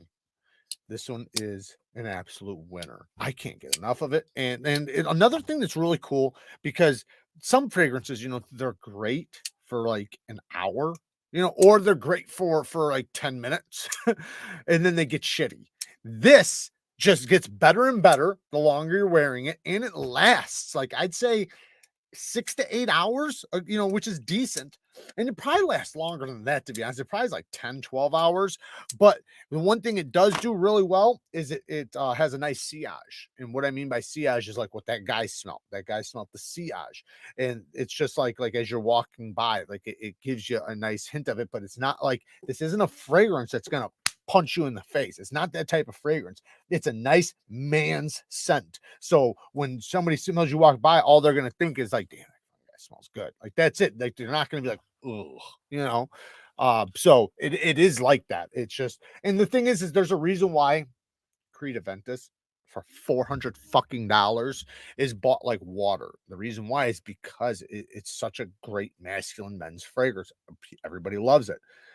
This is only $40, but it smells Creed Aventus, and then Baccarat Rouge 540, same thing. It's like $350, $400, crazy expensive. So they took those two fragrances, basically mixed their own version of those two together. Mostly Creed, it's like 70% Creed Aventus, 30% Baccarat Rouge, maybe like 20%, because you don't want a lot. Baccarat Rouge is very sweet, like it's almost too sweet for me. So this it's not like that. So this is an absolute masterpiece. Anyways, check it out down in the description if you guys want to try it. It's like $44, $42, something like that. You can't go wrong with it. And you know, the thing is that the fragrance in the bottle is high quality. The bottle is cheap. That's where they're really saving their money. A lot of fragrances, like say this one, you know, this has got a magnetic top. It's a high quality bottle. The sprayer is even high quality. It's pressurized and shit. So this is still a pressurized, I think, maybe it's not, but it's still a good sprayer. My stupid ass friend bought a stupid fucking new bailout. I mean, it's a sick knife, but $600 a pierce hand. Whoa, $600 for a bailout? Oh, the titanium one. Yeah, that's crazy. The best of fragrances that are versatile. Versatile. They work for heading to work and dinner date. That's the way this is. That's the way this is. I actually wore this to the gym today. So normally I wear specific fragrances to the gym, but that just tells you like that it's a fragrance that you can wear it in different places, in good places. This one's definitely a good, I would say a good office fragrance. I'd say it's a good fragrance for everything personally.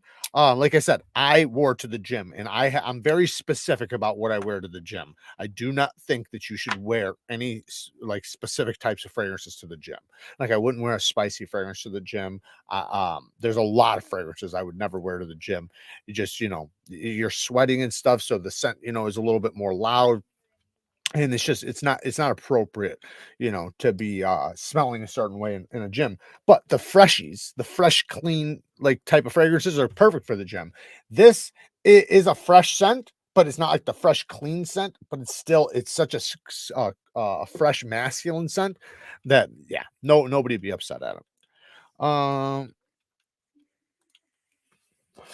I agree. Yeah, right. If you're gonna go $600, yeah, right. Why wouldn't you just go with like a Herman or something like that? Exactly. Even if it's $750, I'd rather spend $750 to get a Herman than spend that. I personally would just get, if I wanted a titanium bailout, I would get the original one, and then just get, unless if you're wanting that specific steel, but I would just look for aftermarket titanium scales.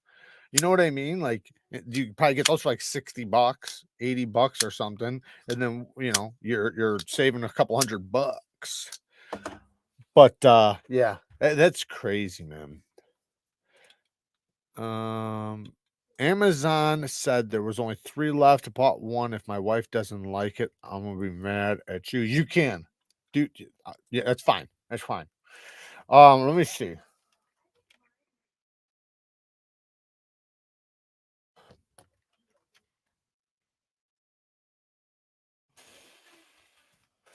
See what mine says. Oh, you guys did buy it. Okay, cool. Yeah, you guys bought it out. Hell yeah. Fuck, I appreciate that, guys. Thank you. Um, oh, they do have more, but they raised the price. It's a higher price. So don't. Oh wait, is it a bigger bottle though? Oh yeah, it's a bigger bottle, so that you still can get it. You can get the 1.8 ounce for $62. This is the 1 ounce bottle, so you can get almost double for $62. Just so you know, I'll drop that link down in the description just in case if you guys did want to do that. But I say it's well worth it. Personally, when I'm done with this, I am 100% buying the bigger bottle, not even the 1.7. I'm going to buy like the 3.5, because why not, right? So I'm putting the 1.8 down in the description right now if you guys want to check it out.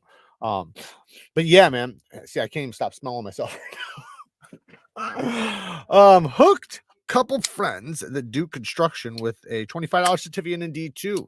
They beat them up and resharpened easy with diamond stones, tough knives.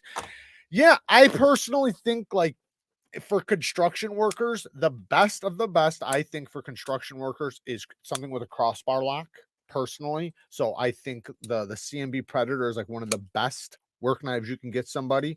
Now if you're not trying to spend that type of money, 50, 60, $60, something like that, SENCUT's the way to go. Ganzo is a way to go. Ganzo, 20, $30.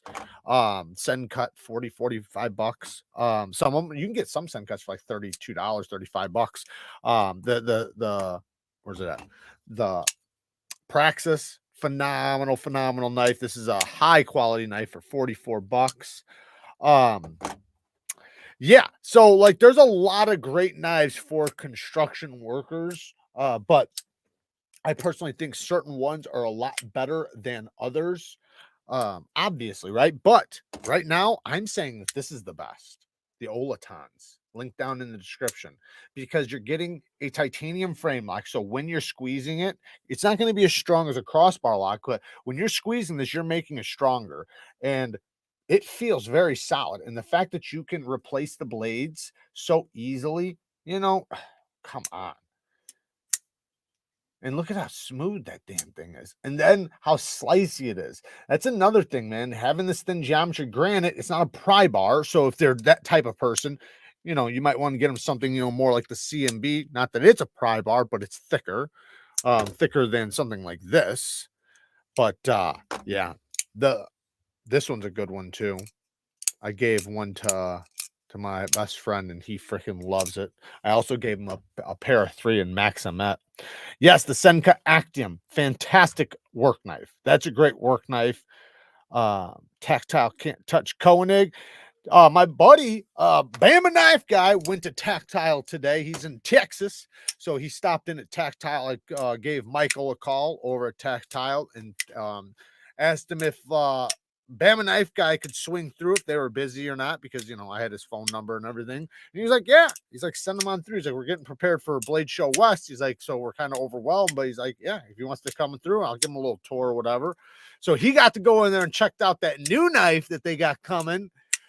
I think that thing looks so badass. I want to get one, but they are like $600. I might have to get one just because I love Tactile so much.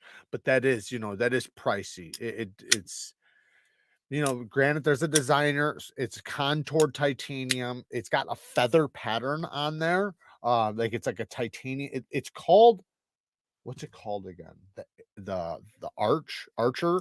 The archery or something, the archer or something like that, and it looks like a feather. The milling, it looks badass. I just don't know, you know, that price. It's like, it's a little tough. I like it though so much that it's like, man, you know, like I was saying earlier, and sometimes you got to pay that price. I'm super curious about the Tactile archer. We'll be. Unfortunately, can't go to Blade Show West to handle it. $600 to $700. So Koenig territory, yes. So I'll say this. My buddy handled one, right? Now, I don't want to make anybody feel a certain way, because the one he handled was an absolute prototype, right? They had scales done. He checked out scales. He checked out some of the stuff. But the one he handled was an absolute prototype. So it probably has some tuning and things to be done. But he said the detent was super strong. He said a very strong detent. But they're going to tune that probably better, right? That's just, you know. He said it had a flipper and the reverse flick. He said both were super snappy. But you know, he said it wasn't as smooth as he would have liked, but it's a prototype. So that's the thing. It's like, it's going to be, they're going to be able to adjust it. That was probably the lock bar tension. And with the first prototype, you know, that's, they're trying to just make it and make sure it works. You know, that first prototype, they're making sure everything functions and it works really well. Then with all the rest of them, they can refine those things, you know, make sure the detent ball, you know, is clear with no burrs and things like that. I definitely want to try one. I picked up an Olaton's out of curiosity, and I think it's great. Do you know if replacement blades are available? So, I don't think so. I think you'd have to just buy a whole new knife, MC. But what you can do is resharpen them. Because they are 9CR, they're going to sharpen up just fine. And because they're so thin, these are something you could sharpen easily. And you know, you can always just take the blade out and put it in any sharpening system. So one, it's going to be a fantastic blade shape to sharpen on any sharpening system. And it's nice and thin behind the edge, so it's going to sharpen up fast. And if you do freehand, it's still sharpen up really, really fast. But no, I haven't seen anything. I'm thinking about reaching out to them and seeing if they do offer that. But yeah, I'm not positive. Thoughts on the ZT 4070?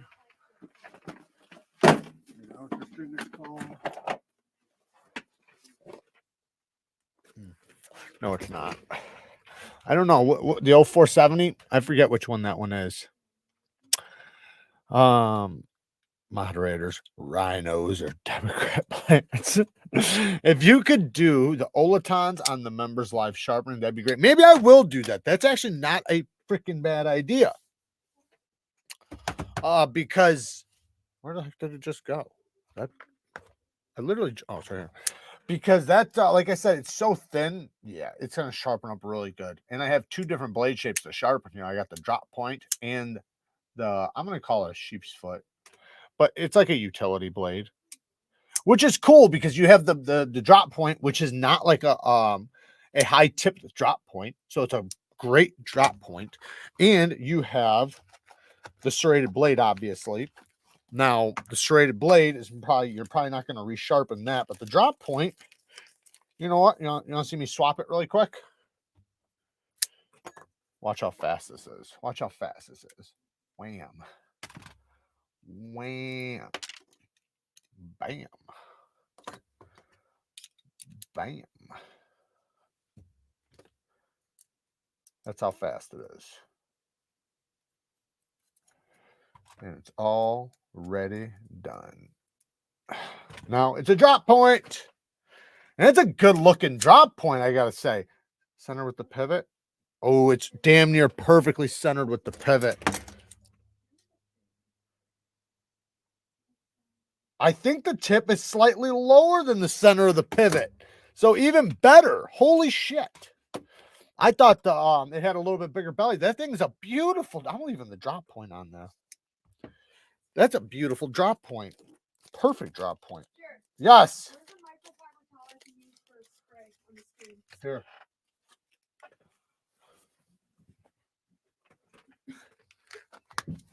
If you need a different one, let me know.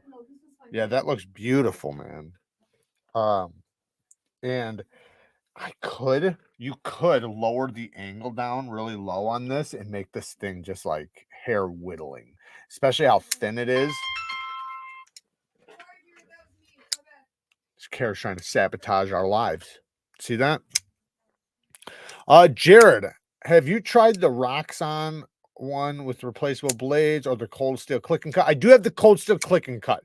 That one's really cool, but it's more of a fixed blade than a folder. So I like this, you know, a lot better. Just obviously perfectly centered. You know, the thumb stud action and detent is tuned perfectly. So, and you know what's cool is the lock bar is really good and nice and comfortable, and it feels like a premium knife. But then you have this space right there. So when it comes down, you're not hitting your thumb on the edge. You know, I had a knife a couple weeks ago. I didn't realize because as it was coming down, it was the edge hitting my thumb, right? But it was hitting me in the nail, kind of. But what happens was it was just hitting me in the right spot. That what it did was it split a crack right here over time because it kept hitting the same exact spot. Then all of a sudden, bam, it got all the way through and blood started coming out. I was like, what the fuck? And then it like burned for like 3 days. Tactile copied the adjustable crossbar lock KIZER. So you can adjust it. They need to tighten it up a bit though, which to their credit, they probably will. I don't know if they copied it or not. I think Benchmade already had something that had it or something. I don't know if they copied it or not. They had that thing in the works for a while. But I will say this though, that they definitely didn't. I mean, I see what you're saying. You're saying like they just copied that part. The one thing they should do is figure out a way to tune the detent better. But bearings. That's all they gotta do. Throw bearings in it. Is that a Spanish spear? No. So yes and no. So a Spanish spear point is more of, it's kind of, so yeah, I guess you could say that. You could say that Spanish spear point. You could say that. In some cases, the Spanish spear point is it kind of like it goes out and then it peaks down really quick. So it's kind of like that. Like it's almost perfectly like that. But it's weird because you don't like, that's how, when I was growing up, that's what they were called.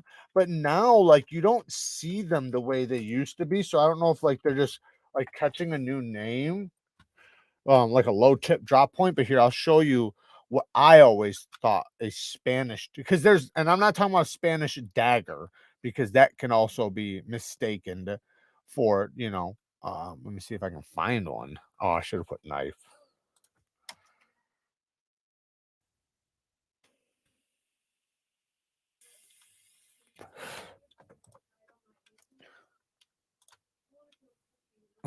No, not that. No, these are all just daggers. I'm trying to find one. I'll find one. Just give me 1 second. Just hang on. Hang on. Oh, it's so close.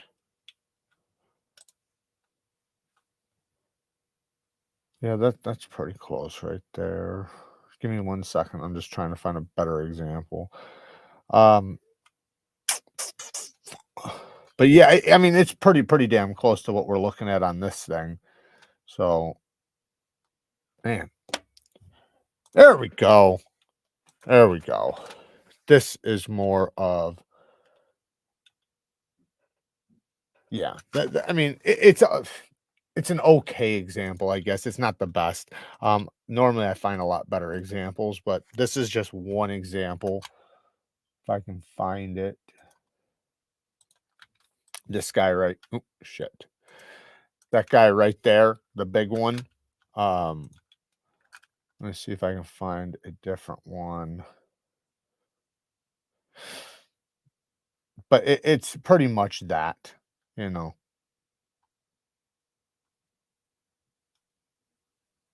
There's a lot of it used to come on slip joints a lot. That's where you'd see it at. Here we go.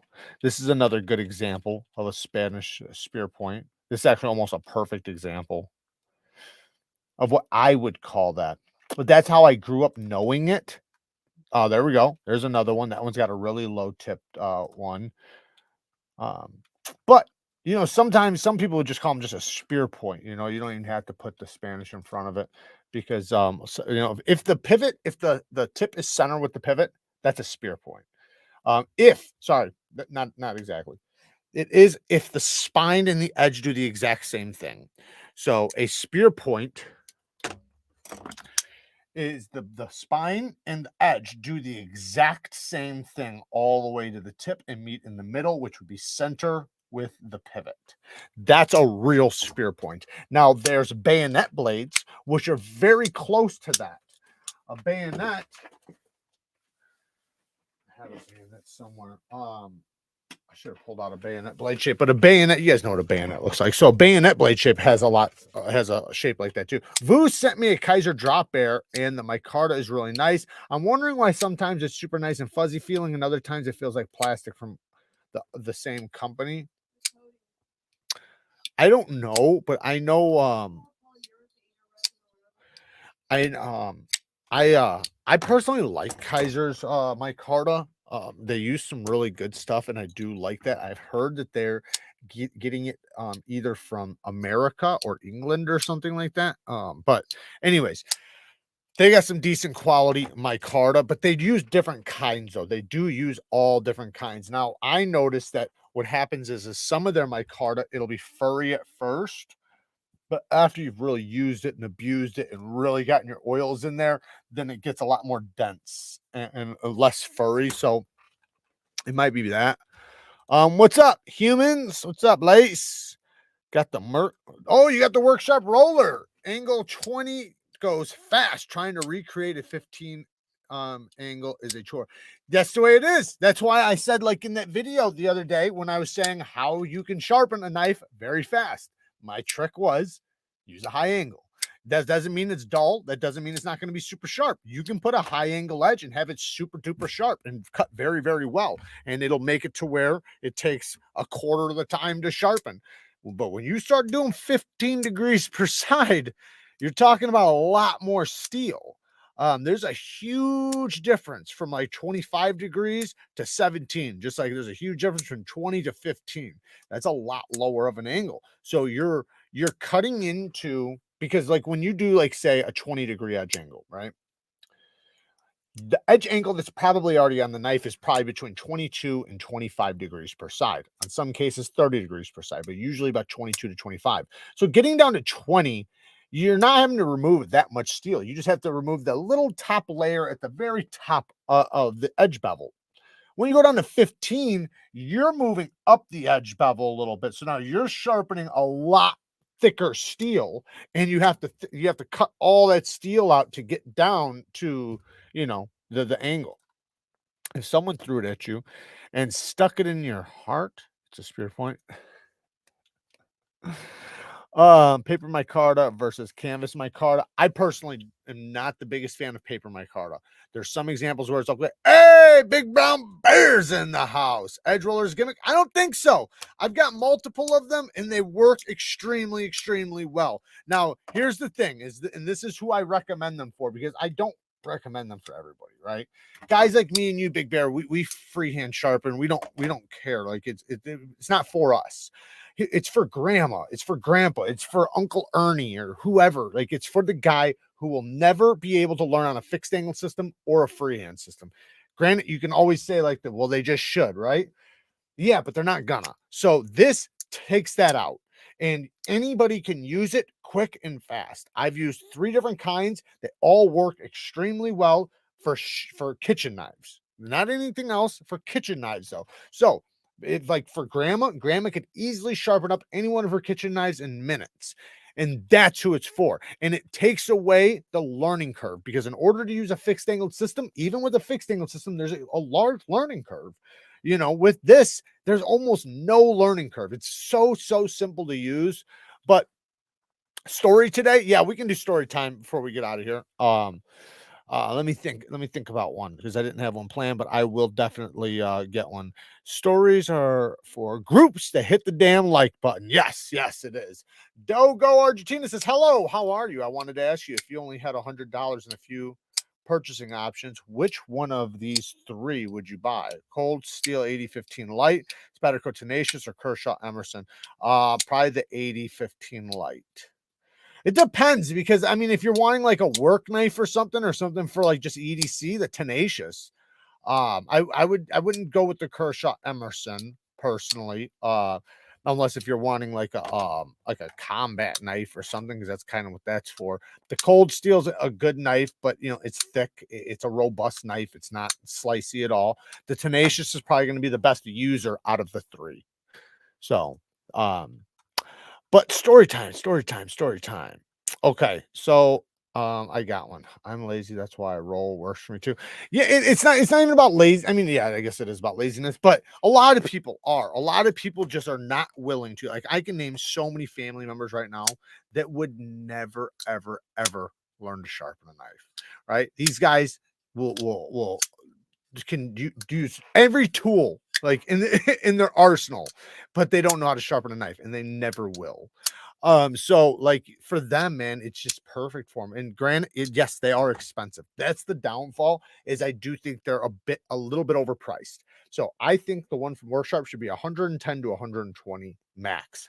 It's 150. So at 150 bucks, I think for the extra 30 bucks, 40 bucks, I think you're spending the money to not have to learn, and you know, to just make for the ease. But it's also limited. Just like every system has their limitations, it's limited to kitchen knives and a lot of fixed blades.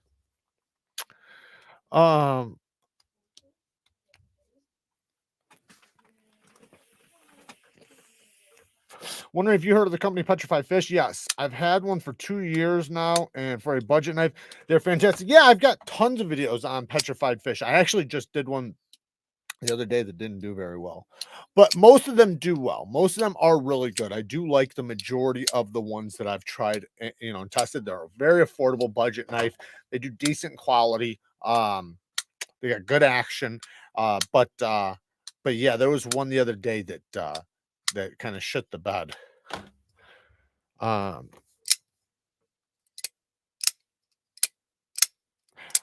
the, come on, focus. And shout out to Triple B, by the way. I should have said that. Shout out to Big Brown Bear. Go and subscribe to he has a YouTube channel. And if you want to learn about 15V, he is the developer of 15V, and he helped develop it. And he has a bunch of videos on there. I actually got into this little kind of debate the other day. So I posted a video on me sharpening the 15V, and somebody made a comment. I don't remember exactly what it was. It might have been on TikTok. I forget exactly where it was, but they said, maybe it was on YouTube, because that's where I got the most views on it. But anyways, they said something like, that edge is going to be brittle as hell or something like that. And I was like, you know, I just said something back about going and looking at Big Brown Bear's YouTube channel, the guy who, you know, made the steel or whatever, and watch some of his tests, because you see him putting the work on some of them edges. Like literally, like he has like this one wood, it's like super fucking hard. You can hear it. It's hard. You know, you see wood, you kind of know the way, you know, it goes in and the way it sounds, that it's hard, or if it's soft wood. You can see this shit's hard, and he's like twisting it. Oh man, it just looks brutal on the edge, but the edge is fine after. You even see him doing other things like cutting bottles and stuff, like literally glass bottles. But anyways, definitely check out his YouTube channel and follow him on Instagram as well. Is Triple B coming out with a folder through Spyderco? What? Oh, you mean his own? He already has the African Blackwood. Thanks, Jared. Yes, African Blackwood. That shit, man. That shit just looks so fucking hard. I've dealt with some super tough woods, you know, from doing construction and stuff. And yeah, that stuff just looks obnoxiously hard. I've also made like a bunch of like gun grips and things like that out of, you know, like rosewood and shit. Yeah, thank you, Todd. I appreciate it, brother. It's Triple B. Well, he has the Mannix. I have it sitting up here. I can grab it. But and then also they did the Shaman, and then I think they did a PM2 as well in the 15V. James, you should.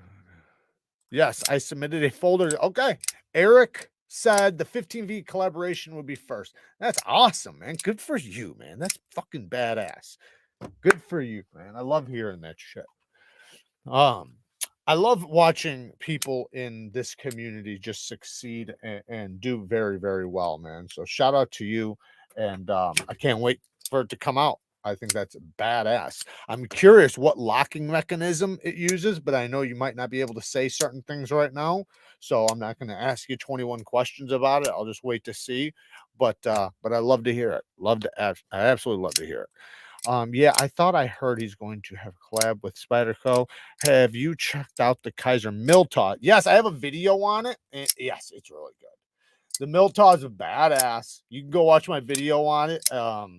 Yeah, it's definitely really, really badass. They did a very good job on that. There's certain ones that KIZER just, you know, all of their knives pretty much they do a really good job on, but then there's certain ones that are just yes, it would definitely be nice to see some new Spyderco designs. I agree. Well, you know, my ass will be buying 2 of them bitches. Yeah, man, I can't wait, man. I didn't know that, so that's awesome to hear. I'm not sure how I missed that information, but I guess I did. Okay, story time. Story time. Let's do story time. Trying to think of something that something quick, something good. What time is it? Yeah, it's already past the time. Okay, so this is a time. Man, it's not that this isn't that crazy of a story, but it's a time I ran from the cops in a car. I've told this story before. So I was driving down the road and I had somebody in my car that you could say you don't want to get pulled over with, right? Got somebody in the car that in most cases, in more or less situations, would have something on them that's going to put them away for a very long time, right? So I was driving and I don't think I was really speeding. Maybe I was speeding a little bit, which wouldn't be smart, you know, but anyways, I passed the cop like this, right? And then I'm looking in my thing and my dude's looking in the mirror and he says he's flipping, meaning he's flipping a bitch, he's spinning around. And so I punch it. So I punch it because I'm not far from my destination. And the point is that I'm basically taking the chance that if I run, I can get him out of the car. If he's out of the car, I get caught. I'll just take the fall. If I have to go to jail for evading the police, I'll fight it in court. I didn't see him. You know, I didn't see him. I didn't know you were back there. Get a speeding ticket in the end, right? It's better than somebody doing 10 years, right? So I punch it and I'm going and I'm pulling away from the cop. So the cop has to punch it, right? So I'm flying. I got a good distance from him. So I had plenty of time to turn the corner and go up a hill and turn into the driveway of which I was going to, which my family was all outside. And my uncle was out there. So I whip it in. The guy that was with me takes off.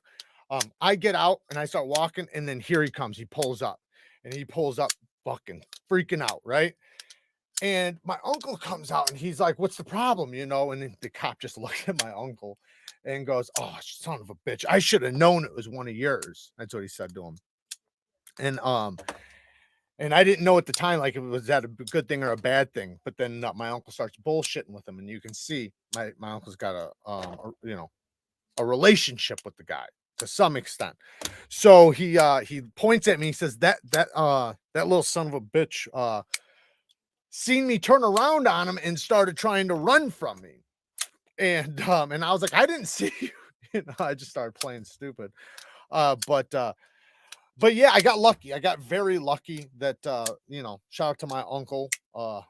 So he definitely saved me that day, which was really, really awesome. But because it could have been pretty bad, I probably would have been arrested. I don't know. He didn't seem like a rookie cop or nothing, so maybe he would have been a little bit cooler. I did have another time where I ran from the cops and they caught me, but the cop got a call. So what happened was I was trying to catch up to somebody, and these are all just stupid petty things, right?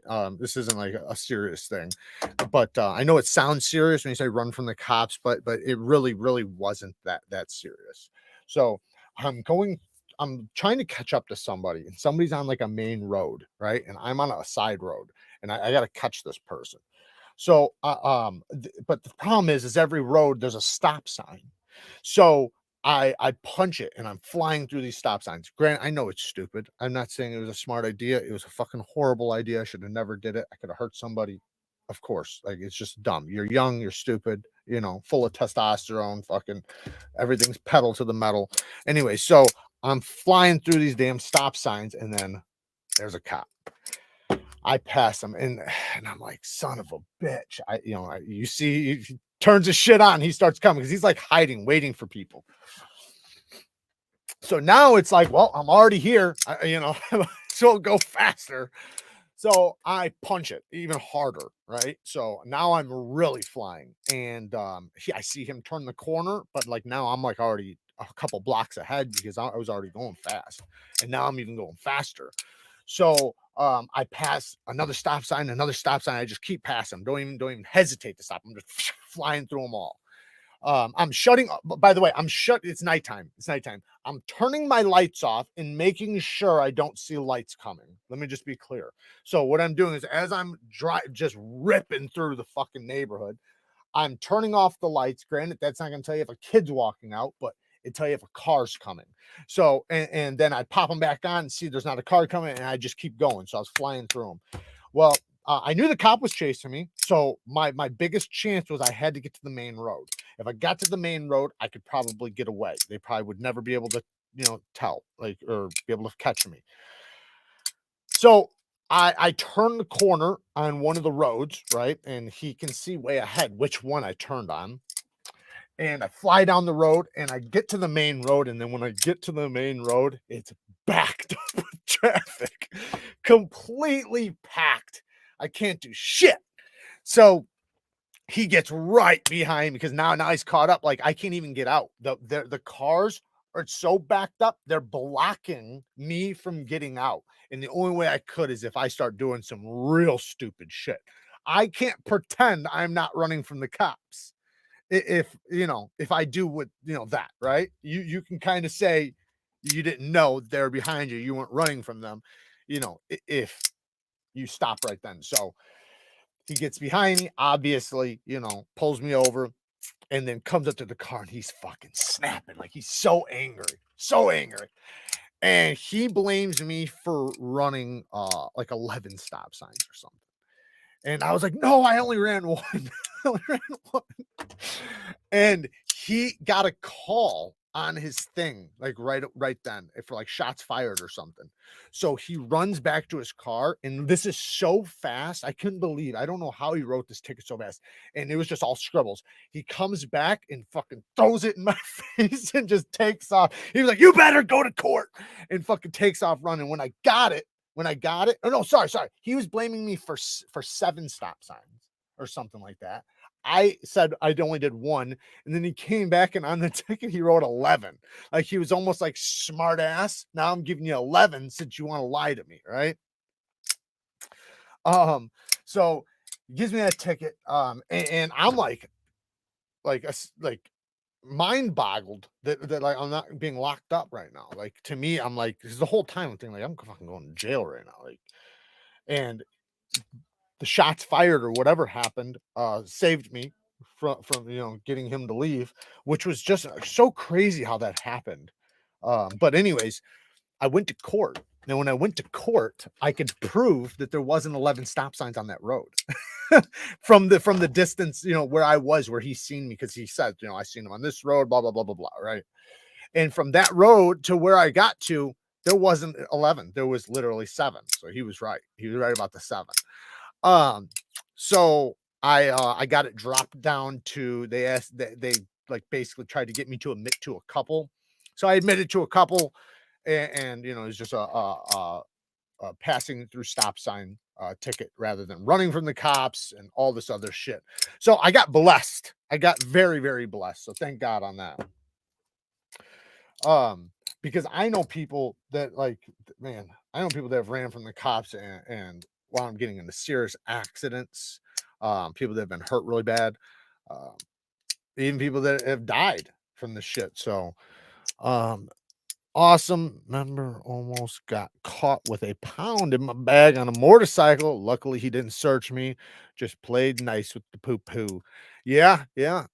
Sometimes, if you never want to let them violate your rights, but if you play it really cool and you don't act like you have something to worry about, and you're just nice and a gentleman, and in many cases everything will be cool. They won't mess with you. They'll write you your ticket or whatever and just let you go. But if you look like you're worried about them, and you're trying to fight with them and argue with them and shit, it's just going to make things worse. But obviously, don't ever let them violate your rights. There's a difference there. Sometimes they'll try to make it seem like you're doing something wrong by invoking the fifth or not talking to them or something, but they would do the same thing. Don't get it twisted. No cop would ever talk to, if they got pulled over, they would never talk. So if you only had $100 and a few purchasing options, which one of these 3 would you buy? Didn't I already say that one? Don't recommend watching those Hamas murder videos. Can't get some of those images out of your head. Yeah, that's sad, man. Oh, I hate that, man. Cops ruin your bus. They can definitely ruin your bus. That's a fact. Yes, they can. Spyderco discontinued roughly 100 knives a month or so ago, so maybe they're making room for some new stuff. Wouldn't that be awesome? I'm dying to share so much, but have to wait for now. Thank you, Jared. I can't wait to hear, man. Maybe one of these days we can get you on a live. I mean, you could sit here and do a live and just do a knife talk, knife steel, and maybe your folding knife design talk. That'd be awesome, right? Sit here and promote it. I think that'd be badass. And if we really wanted to, what we could do is we can make it a recorded video. I mean, it's cool having the audience here because then they can ask questions, but we could always do it as a recorded premiere video. Then you can go into the chat and talk to them while they're watching it. That's what a premiere is. A premiere is where you show up, and while it's being watched, like while it's playing, you can talk to everybody until the video's over. Once the video's over, you can't, or until you log out. Brandon's been a member for 2 months. Shout out to you, man. Thank you for the support. Looking for a dual grind blade under around 200, a dual ground blade, $200. Wasn't no, that wasn't a dual grind. I'm trying to think if SENCUT has one. I don't think so. They got that the one I was just showing you a minute ago, the Slashki or whatever, the Slashkin. It's not a dual grind, but it's close. Oh, KIZER might have something. Okay, I can think of one, the V3 Vigor, the KIZER V3 Vigor. But the thing is, though, is that it's an older model. It's on Teflon and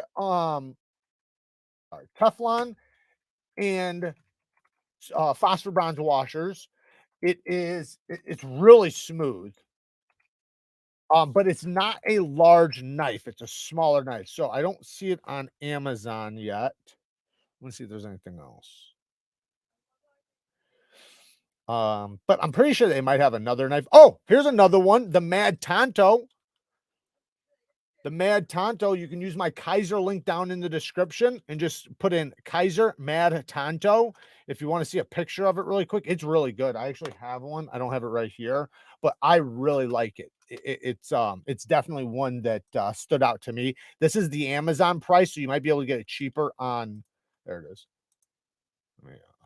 Sorry, trying to get this one. There it is right there. So you can see it. It's really, really good though. But the V3 Vigor is another one. I'm not sure if you'll be able to find it anymore because, you know, it's been discontinued.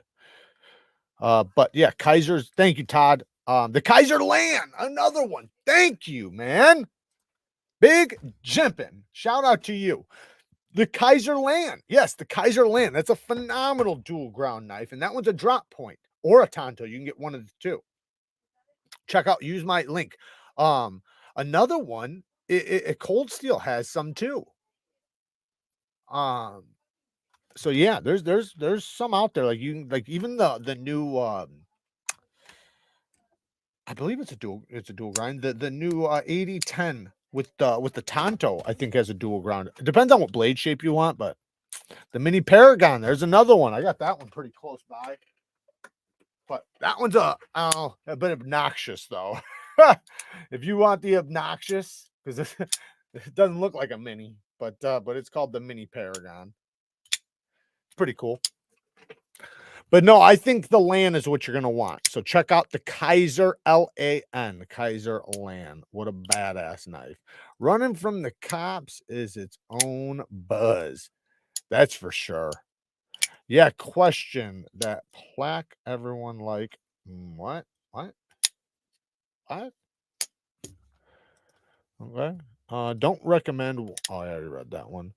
Stare at their car with awe. Obvious, the hyper friendly. Let go. Last 5 stops. What? Stare at their car with awe.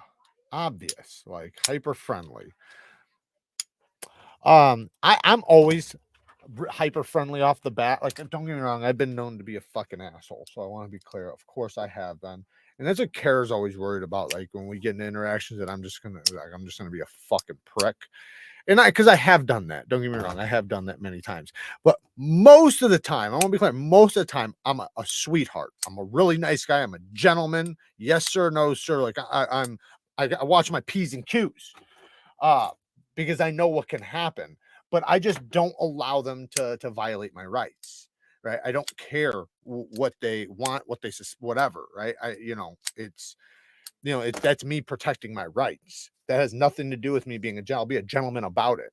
I start getting aggravated when they start attempting to violate it, because I've had so many bad interactions, like, I've been beat up by the cops. I've been robbed by the cops. I've had everything happen from the cops. I've had friends that had things planted on them. I've been stalked by them. I've had them blackmail me. I've literally had everything. So yeah, I just, with so many bad interactions, granted, I was a bad guy. I was doing bad shit. So I'm not trying to say I was a fucking innocent guy, getting harassed. I'm not saying that. I was an asshole, I was a bad guy. And what the fuck? Raped? I wouldn't say that. Don't say that word in here because YouTube doesn't like that word. I'm surprised they even let it through. But yeah, I definitely don't want to be graped by them. But no, since when you're being a bad guy, and I don't want to say bad guy, that sounds kind of weird. When you're being a criminal, you do understand, like that you're doing wrong, right? There's no, like, you're not thinking like, oh, I'm an innocent guy and they're harassing me for nothing. Like, you're never thinking like that. You know why they're fucking with you. But sometimes, depending on the situation and depending on what you actually did, or whether or not you didn't do anything and they're just trying to get you right now because they have an opportunity, so they're taking advantage of it even though you're not doing anything, you can get upset. And that's one thing I haven't been by the cops. Well, that's a good thing. That's a good thing. Me neither. And I'm definitely glad on that. I'm an insta jerk. What the fuck? You give him an insta jerk? Looking forward to the game time, bro. Hope I still have some. Yeah, I sent you some, so you should have some very soon. It's in the bottle that is not named. You will know which one it is. The other one, I think I sent two. I think I sent one other one. Maybe I didn't. Maybe I only sent one. No, I think I sent one other one too. So there might be two fragrances in there. Cold Steel quality makes good shit. Sometimes they're just so silly. Cold Steel makes some badass knives. Cold Steels, I mean, their lock is incredibly strong. They're fucking tough as nails. Some of them are crazy, but a lot of them are very useful. White Mountain Knives has an extra mini 3V Paragon. Wow, $90 with the discount. Very cool. I've been abused by cops as a teen. Those days, they were fuckers. Yeah, I have too. When I was a teen, I was being harassed by the cops constantly. They were chasing me, following me, stalking me every day. I had them trying to blackmail me. And this is when I was a jit. Like I was a kid. Like I was just like I wasn't an adult by no means. So being a kid, they have the ability to really intimidate you, and being a kid, you don't, you have your parents, you got so many things to worry about, and then you're not trying to get locked up, and you're fearful of the unknown, right? The unknown is like being locked up, prison, jail, whatever, right? So that stuff is you're a lot more fearful before you've done it. So being a kid and them stalking you, and it was almost weird because it was like, why do you guys not have better things to do? But at the time, I was living in a town that was, I wouldn't say, not like a really good town, but it wasn't like a really bad town. Like they didn't have they had like crime, but not like like say some Chicago areas. So it made it a lot where they basically some of the kids were like the best action happening, so they were treating it like it was like, a big deal. Even though it was a big deal, don't get me wrong, like a lot of the things I was doing were big deals. I'm not trying to underplay them, but sometimes some of the responses and some of the ways they would treat you, but that's their job. So they were just doing their job, I guess you could say. But I remember one time they were stalking me and they didn't think I knew, but I did. So what they were doing was I was like, when you're a kid, you're on bikes and riding handlebars and shit like that. But we're like going place to place, me and my buddy. And we had we weren't driving, but we had friends with cars. So we'd be in and out of cars, just doing all different stuff, just all over town, right? And they kept stalking us from like one place to another, right? So what we did was we knew they were there. We were watching them, but they didn't know we knew they were there. So we went into a building, and then how did it go? We went into a building, but went out a different way, in a way that so they couldn't see where we did. And then this is kind of just stupid, right? So we did that, and then instead of leaving, where now they don't know where we're going, we came up and went around them and snuck up on them and knocked on their window as we were going by. So like kind of like we knew that what they were doing, and it was just funny as shit, but not a good idea. We should have just left, and then they would have been like, what the hell happened? The one time, I've told you guys a story before where I had a cop seen me and was trying to arrest me, and he didn't have a chance yet to pull me over, right? So he was looking for probable cause. He was gonna tail me, get me for something. I pulled into the gas station, right? Because I seen him. I know he's there. I know where he's up to. Like he knows me. I know who he is. I know he's fucking with me. So I pull into the gas station. I get out and I go inside. Well, he pulls in. I see what he does. He pulls around to the side. I'm like, fuck. So I know he's waiting for me. So it's like, I can't leave. I cannot leave. I have to stay out of the vehicle, right? If I get back in the vehicle, I'm driving. Right now, he didn't catch me driving.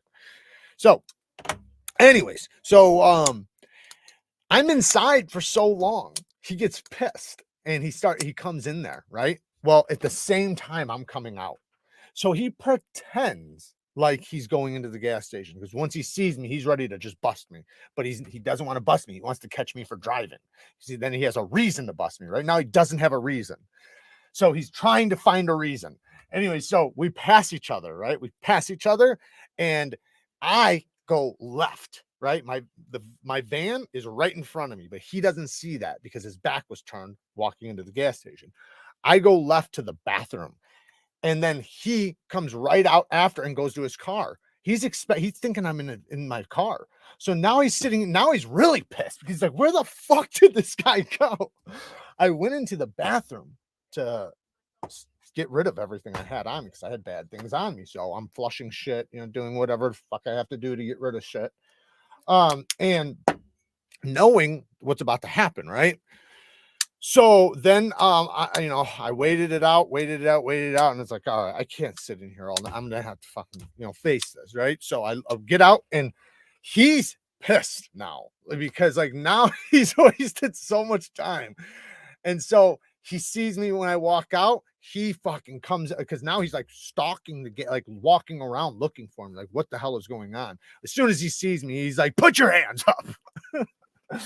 And he says my name. He's like, Jared Need, put your hands up.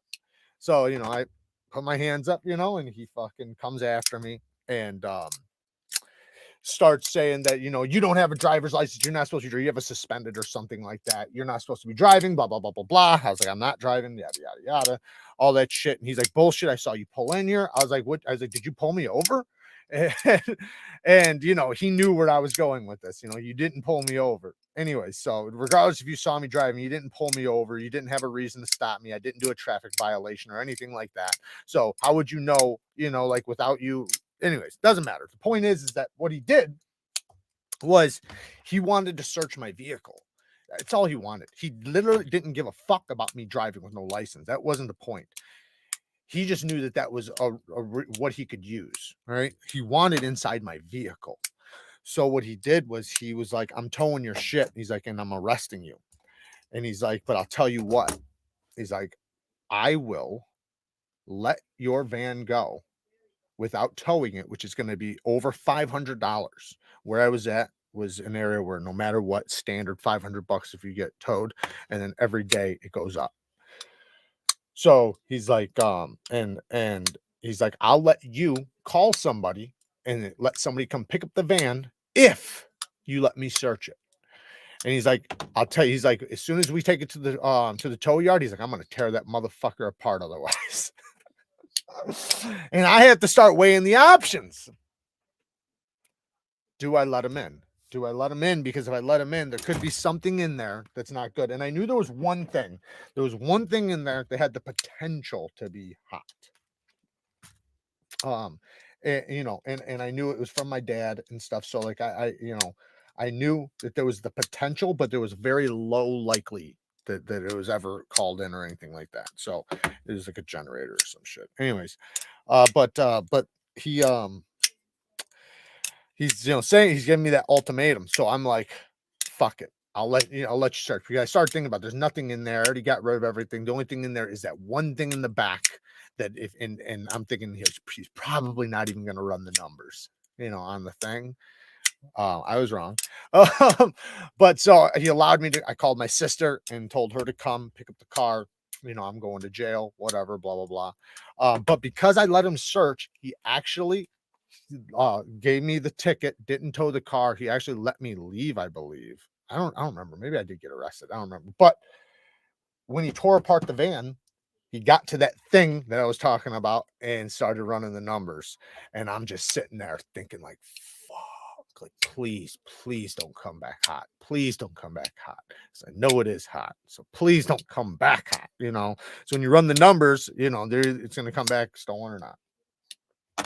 Luckily, it came back not, and he had nothing. He had nothing to go off. So the only thing he had was me driving with no license at best, and I could probably get that dropped in court because he didn't pull me over for driving, which I did.